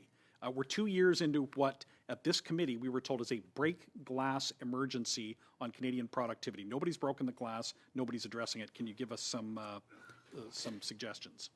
Yeah, well, see, we do support what the government's done so far federally in terms of the red tape reduction office, the red tape review. We think things are moving in the right direction, but we do believe more could be done. As I mentioned in my opening statement, even though the government does have a 1-for-1 rule, the number of regulations continue to grow federally. One thing, it's also an issue at the provincial level as well. Of course, it's not just a federal problem, but I think the federal government could take maybe a stronger leadership issue on that too. But it really is about, for companies, it's just all the time that they spend on regulatory compliance is a time not spent on their core business, and that's really the crux of it. Of course, and just over time, regulation, tends to layer on, and I think it's just time for further action on that front. Do you have some specific information about the cost of compliance? I don't have anything specific right now. We have surveyed our members about the certain issues that really affect the manufacturers in Canada. But okay, if you have not a specific figure though. Okay, if you have anything that might help the committee in that regard, you can send it to the committee. With the time I've got left, I'll maybe go to Ms. Holtby about the right to repair. You spoke about enabling Canadians to repair their own vehicles and to lower costs and to ensure that people are able to maintain products. There have been several bills in the House of Commons that have touched on this, notably my colleague Jeremy Patzer, MP for Cypress Hills Grasswood. Grasslands. Could you talk more about the specific recommendations you have on right to repair? Yes, thank you for the question. We are particularly pleased with Bill C-244 and 294, which was Member Patzer's bill as well. That was a great first step in right to repair. Essentially, we needed those amendments made to the Copyright Act before essentially provinces could move on right to repair legislation. Where it stops short, unfortunately, is it does not mandate that data access requirement from the manufacturers directly to the independent service provider, and there's no enforcement in place, no regulatory oversight for non-compliance. So while it allows an independent shop the ability to essentially bypass the digital lock in order to diagnose and repair, it doesn't address the actual access issue, and then of course proper oversight. Thank you. Mr. Gleeson, I've only got a few seconds left. If you've got anything you want to add that you didn't get to in your opening statement, you got about 20 seconds, I think. No, look, the thing I wanted to focus on was the intention of the government was correct in including the Phosphate for the Critical Minerals Act. What hasn't followed is the Income Tax Act, which has excluded bedded deposits. Well, it's effectively excluded sedimentary phosphate. Sedimentary phosphate is where 90% of the world's fertilizer comes from.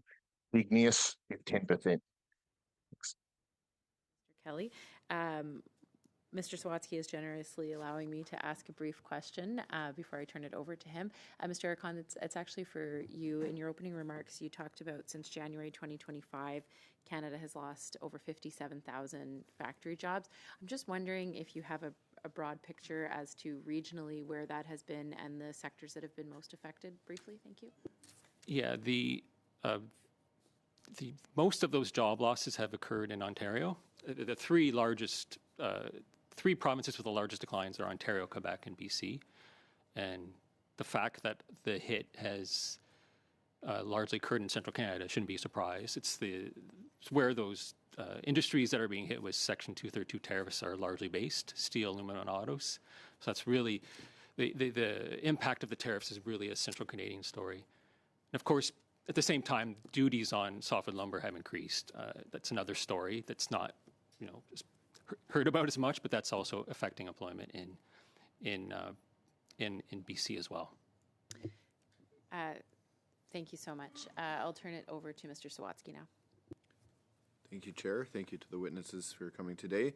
Mr. Gleason, I have a few questions for you. So strengthening domestic supply chains has become increasingly important across several sectors of the economy, given global disruptions that everyone is facing. How does a stronger domestic phosphate industry benefit Canadian farmers, and what impact could that have on fertilizer affordability, supply reliability, and agricultural competitiveness? Yes, I think the first thing to point out is that Canada is fully self-sufficient on nitrogen and on potassium and sulfur. The only thing it's not that it's 100% reliant on for imports is phosphate. Having a domestic source of phosphate fertilizer effectively creates a more cost-effective product that's regularly and reliably available in Canadian dollars, and it helps the farmer to prevent any price shock that they seem to be absorbing day in and day out with political conflicts and situations globally. Having that access to cost-effective fertilizer is ensuring that they're consistently growing a crop with the right yields and at the right profitability, which ultimately flows through to the consumer at the dinner table. And having that consistency and cost-effective access to fertilizer is just another way of reducing the risks that farmers face every single day in what they do. Thank you. And could you elaborate a little bit more in your introductory remarks? You mentioned global factors, perhaps the Strait of Hormuz being closed, other international factors. Could you expand on how that's affecting things right now? Yeah, I think it's a compounding situation, fundamentally starting with China, which produces 40% of global phosphate. And over the last 5 years, they've continued to restrict exports to almost nothing. You layer that with the situation in Russia, which is also a supplier of phosphate fertilizer. And then the final straw has been the Iran-US situation. And fundamentally, it's just continuing to drive up costs dramatically, which not only impacts the farmer, but also the fertilizer retailers who are hedging on these global commodities with also the currency risk in US dollars. And this is not going to diminish anytime soon. Fundamentally, 70% of the world's sedimentary phosphate is held by Morocco. So you have a very concentrated source of phosphate globally, with an opportunity in Canada to develop the sedimentary phosphate that does exist in Western Canada, in British Columbia. Of course, a lot of people are facing challenges with the affordability of food, and I would imagine the price of agriculture, growing foods, the price of fertilizer has an effect there. Could you expand on that as well, please? Yeah, well, I think fundamentally when you're looking at the situation with fertilizer, it's a compounding situation of sulfur prices, logistics and freight costs. And that's something that Western Canada is very well structured and suited for from a fertilizer production perspective for phosphate. We have the phosphate in Western Canada, we have access to sulfuric acid and natural gas, and they're the three primary ingredients. Once that's completed and you have the product, you then have a rail and logistics infrastructure to deliver that cost effectively to the farmer. By capitalizing on all of these advantages, you're bringing a much more cost-effective product to market. The fundamentals of our business and strategy is still based on producing a lower cost product for the Canadian farmer. Thank you, Chair. How much time do I have left? In a minute. And could you expand on the economic benefits that could result from this proposal and what that could mean for employment or regional development? Yes, well, fundamentally, this will all be regional development based on our location. But in phase one, as I mentioned, we're expecting to deliver $34 million in GDP annually, but with a clear intention of expanding and doubling and then tripling the size of our processing plants to accommodate the demand of the market. That's going to include 200 high-paying jobs in the initial phase one, and then another 200 followed by another 200. We have to be setting up in 2 locations to maintain our economic advantage and cost benefit to the farmer from a logistics standpoint of view. Correct. So the mining is in BC, The location of the processing plant is to be determined. Thank you. Thank you. Mr. Garon, 6 minutes. Thank you, Madam Chair. And as usual, I want to thank all of the witnesses for being here. What you're doing is very important. Je vais commencer avec le professeur Pinault. D'abord, I'll start with Professor Pinault. First of all, hello, I received your document. You brought up a very interesting idea.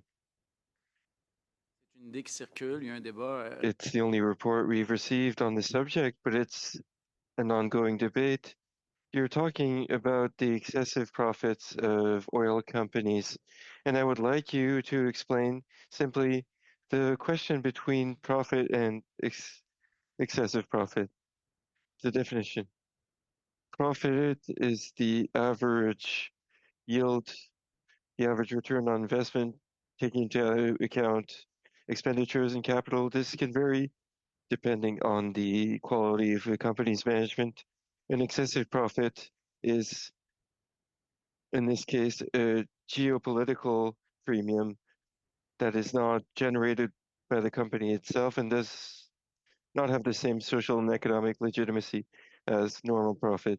So what you're saying is that when an oil company profits from the current circumstances, it comes down to luck, and the company's decisions don't have anything to do with it. Indeed, but there are people who do pay. It comes from someone's pocket, and in this case, it's North America's households and individuals who are funding this temporary mana that emanates from the war. I understand Canada is involved in the oil sector. We're funding pipelines and tax credits. Do you believe that federal aid to oil companies tends to inflate these excessive profits when such situations come up, to the extent to which these will not be reinvested and don't have to be reinvested because there is support from the Canadian state? Yes, it's an indirect contribution. But now we're in a situation where there is an exogenous temporary shock. Of course, the federal government could temporarily reevaluate certain forms of assistance and say, instead of passing this on to shareholders, invest these profits in your companies. The Bloc Québécois has always been clear about this, about state support to oil companies, but I have questions about the property of excessive profits. My colleague from Alberta, Mr. Kelly, referred to it, saying that 92, la Constitution, elles sont rents coming from geopolitical events are under provincial jurisdiction. I'm not passing judgment on the way Alberta is taxing them, but it's perhaps the only form of property taxation on which the federal government has not invested itself. So let's say there's a geopolitical situation with the United States and the price of electricity explodes. Hydro-Québec makes monstrous profits, and the federal government says, hey, let's tax 10 or 20 billion of that. As a Bloc Québécois member, as a sovereignist, I would take exception to that. It's important for the government to fund itself without distorting the economy. You're saying that taxing profits is federal, but is it not an indirect way to do what is not allowed normally? First of all, I'm not a constitutional lawyer, I'm an economist, but what I can say to answer the question is that the idea of a tax on excessive profits, it's something that comes up after provinces have taxed what they can, but some 90 billion will exit Alberta. Tourmaline, Suncor, Cenovus have all said we will send this to shareholders, and the shareholders are in large part American. please don't take this as lack of respect, but I have very little time left. The Alberta remittances are going up with the price of oil. It's mechanical. So if Alberta was taxing oil correctly according to its remittance system, there would not be an excessive profit that the federal government would be entitled to. Indeed. That's what it comes down to. As an economist, I agree. Taxing excessive profits, if it doesn't change investment decisions, makes sense, but in a unitary state.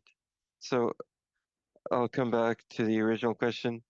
Does that imply that we don't agree with the way remittances are designed in Alberta, or royalties rather are designed in Alberta?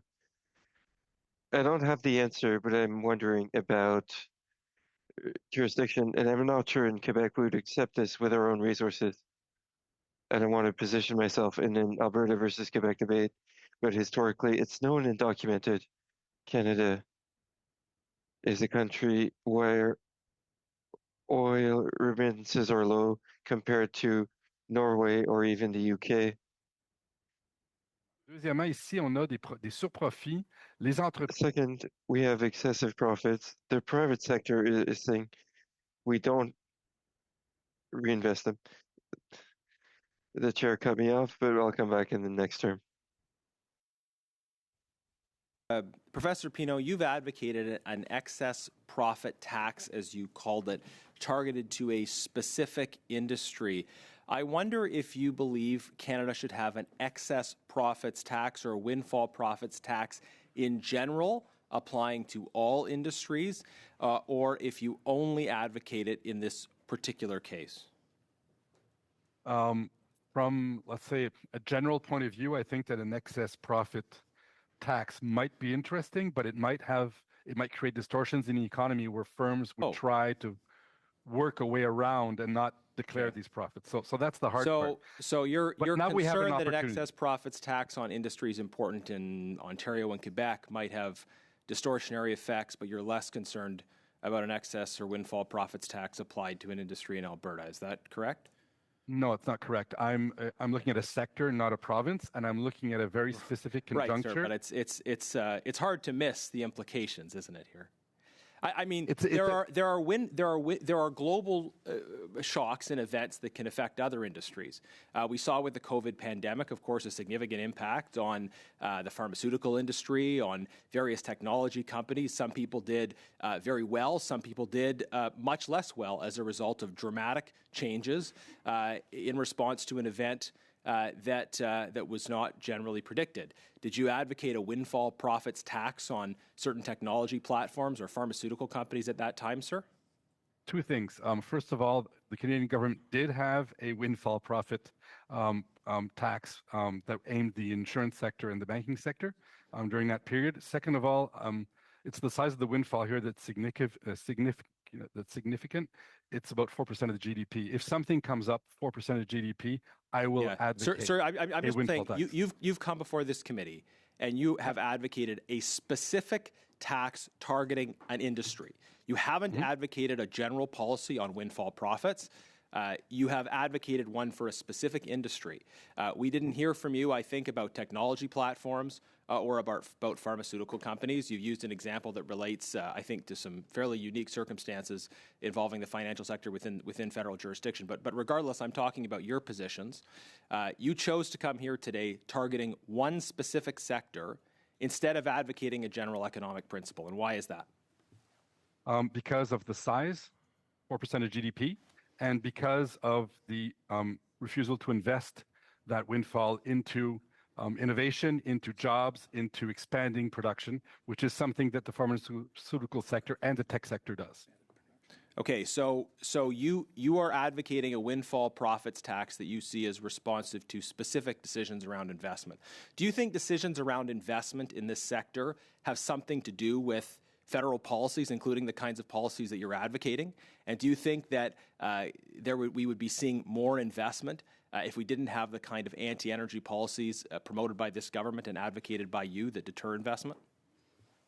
I think that the decision to invest in the oil sands is tied to the structure of the sector, to the price of getting that oil out, to the specific physical aspect of this oil and to general market conditions. This is not something right. So the general market conditions are that the price goes up and the price goes down, and the problem is that investors take a risk on the price sometimes being up and sometimes being down. But if in cases when the price is up, you have advocacy for targeted taxes on specific industries, that obviously impacts investment decisions. Sir, let me ask you another question. If you support windfall taxes, then can I assume that you would support a windfall subsidy for the same sector? Suppose that some global shock caused a significant drop in the price of oil. Say suddenly new supplies opened up and because of changes in technology or geopolitical events. Would you, in response to those events, advocate a windfall subsidy to the same sector that you want to see a windfall tax on? Well, given the productivity and competition issues of our oil sector, we already are subsidizing it quite a lot. So the bottom line is you just don't like the sector. No, not at all. It's a specific sector. It's part of our economy. You oppose a subsidy and you support a windfall tax, which if you would justify one, you would have to justify the other if you're justifying it on the basis of windfall events. But you're not justifying it based on windfall events because windfall events impact every other sector. And frankly, this is why Albertans are generally frustrated with the federal government. It's this kind of discourse. It's the singling out of one industry that's so important to our economy in Alberta, and it's the arbitrariness with which you find an excuse to justify these kinds of attacks on our industry and our economy. We'll continue now with Mr. McDonald for 5 minutes. Oh, thanks, Madam Chair. Going to go back to Mr. Gleeson. Mr. Gleeson, your argument on phosphate, developing a phosphate fertilizer processing facility, I guess, in Western or British Columbia. I come from the agriculture sector, and I do agree with you. It's high time that we have a domestic supply. And as you alluded to, we have a supply of nitrogen, we have a supply of potash, but this is an opportunity for Canadian agriculture to really be self-sufficient in fertilizer production, and it's high time we got there. Can you just summarize what you would ask of the government in relation to the development of this fertilizer production? Yes, I mean, the simple request is that the Income Tax Act recognises sedimentary phosphate as an exception to the bedded deposit. We've made the same for potash, we've made the same for gypsum, we've made the same for coal, but we haven't made it for sedimentary rock phosphate.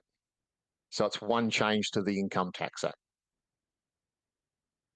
Is your company involved in the production of batteries with phosphate?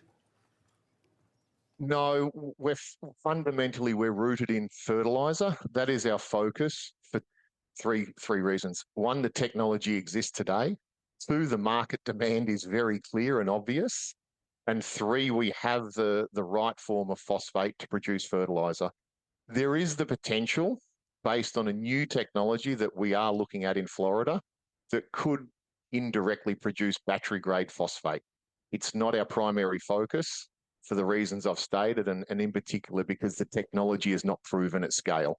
If it is proven at scale, the biggest thing it does make is liquid phosphate fertiliser and battery-grade phosphoric acid. So we're a fertiliser company, first and foremost. Second question, I'll go to Mr. Arcan. We instituted in Budget 2025 the super deduction, accelerated investment tax credit, and I just want your opinion on, are they been effective measures? Because as we look at 2026, everything's kind of clouded with the trade issue and the tariff issue. Just your general opinion on. Yes, we supported the productivity super deduction. It's something CME's been asking for, extension of the accelerated capital deduction. But as I mentioned in my opening statement, it does mean Canada has the lowest marginal effective tax rate on capital, which is genuine strength. But we do have a higher than average tax rate. The average tax rate still matters for companies' investment decisions, not just the marginal rate. So we used to be more competitive. We haven't really changed our corporate tax rate in a number of years, but other countries, including the U.S., have been reducing their corporate tax rate, and that's an area where we're lagging behind a bit. How much movement would you want to see in the corporate tax rate? We heard earlier from a previous witness, I think the U.S. is around 21% federally. Yeah, we're not too far. We're at I believe we're at 20. Our average right now is roughly 26%, and the OECD average is 24%. So it wouldn't take much, but obviously, you know, the further you go, the more attractive it would be to capital, for sure. So, an income tax corporate rate cut of 1%, combined with what other policies would trigger the investment in manufacturing that you're looking for, or your association's looking for? Well, that's the main one, a corporate income tax cut to be more attractive to investment. The other issue would be around as low as possible. The other I mentioned earlier about perhaps personal income tax cuts too. That's you know, there's a talent along with capital. Talent is mobile too. It'll move to the place where you know, they have the lowest taxes, and we have, just like the corporate tax rate, our income tax is above the OECD average, and we also do have quite a low. Thank you, Mr. Arcon. We're going to have to end it there. Thank you, Mr. McDonald. Et on va vraiment conclure cette réunion maintenant avec Monsieur Garon pour 2 minutes. And we will really conclude this meeting with Mr. Garon for 2.5 minutes. Thank you, Madam Chair. I'll continue where I left off with Professor Pinault. I know this is intensifying debate, which makes this all the more interesting. When you're talking about excess taxing windfalls for oil companies, we understand it's circumstantial. Companies are making a great deal of profit due to geopolitical circumstances, which will eventually go away. Are you saying that if nothing had happened in the Strait of Hormuz, we probably wouldn't be talking about this today? So I imagine there's a mechanism for phasing it in or phasing it out. Would this mechanism depend only on the value of a barrel of oil, for example? The easiest would be to tie this to the value of a barrel of oil, but it's not just about the gap, it's the speed at which the gap comes about, which is essential. If the increase was gradual, companies would adapt, salaries would adapt, technologies would adapt, but we have this intense shock that brings about a huge windfall. We're talking about 4% of GDP. This is something that is discussed in caucus with certain colleagues. I don't have them in mind, but companies, perhaps countries, perhaps in Europe, that have thought of imposing such a measure, and these countries tend to be net importers of oil. How does such a tax work when you're a net importer as opposed to exporter of oil? First, do you import, but do you import refined products? That matters. Second, some countries are not exporters, but have companies that historically have activities that are more on the export side. We're talking, for example, about Shell or PIB in Great Britain. So the simple method to calculate windfall in one equation, the simple method is to have a historical price range and to say that it's surpassing the normal range in a short amount of time, in a defined amount of time. Thank you to you and to all witnesses for being here today. And I will give the mic back to Madam Chair. Thank you, Mr. Garon. Sharing your ideas with us. And with that, I will adjourn the meeting. Thank you.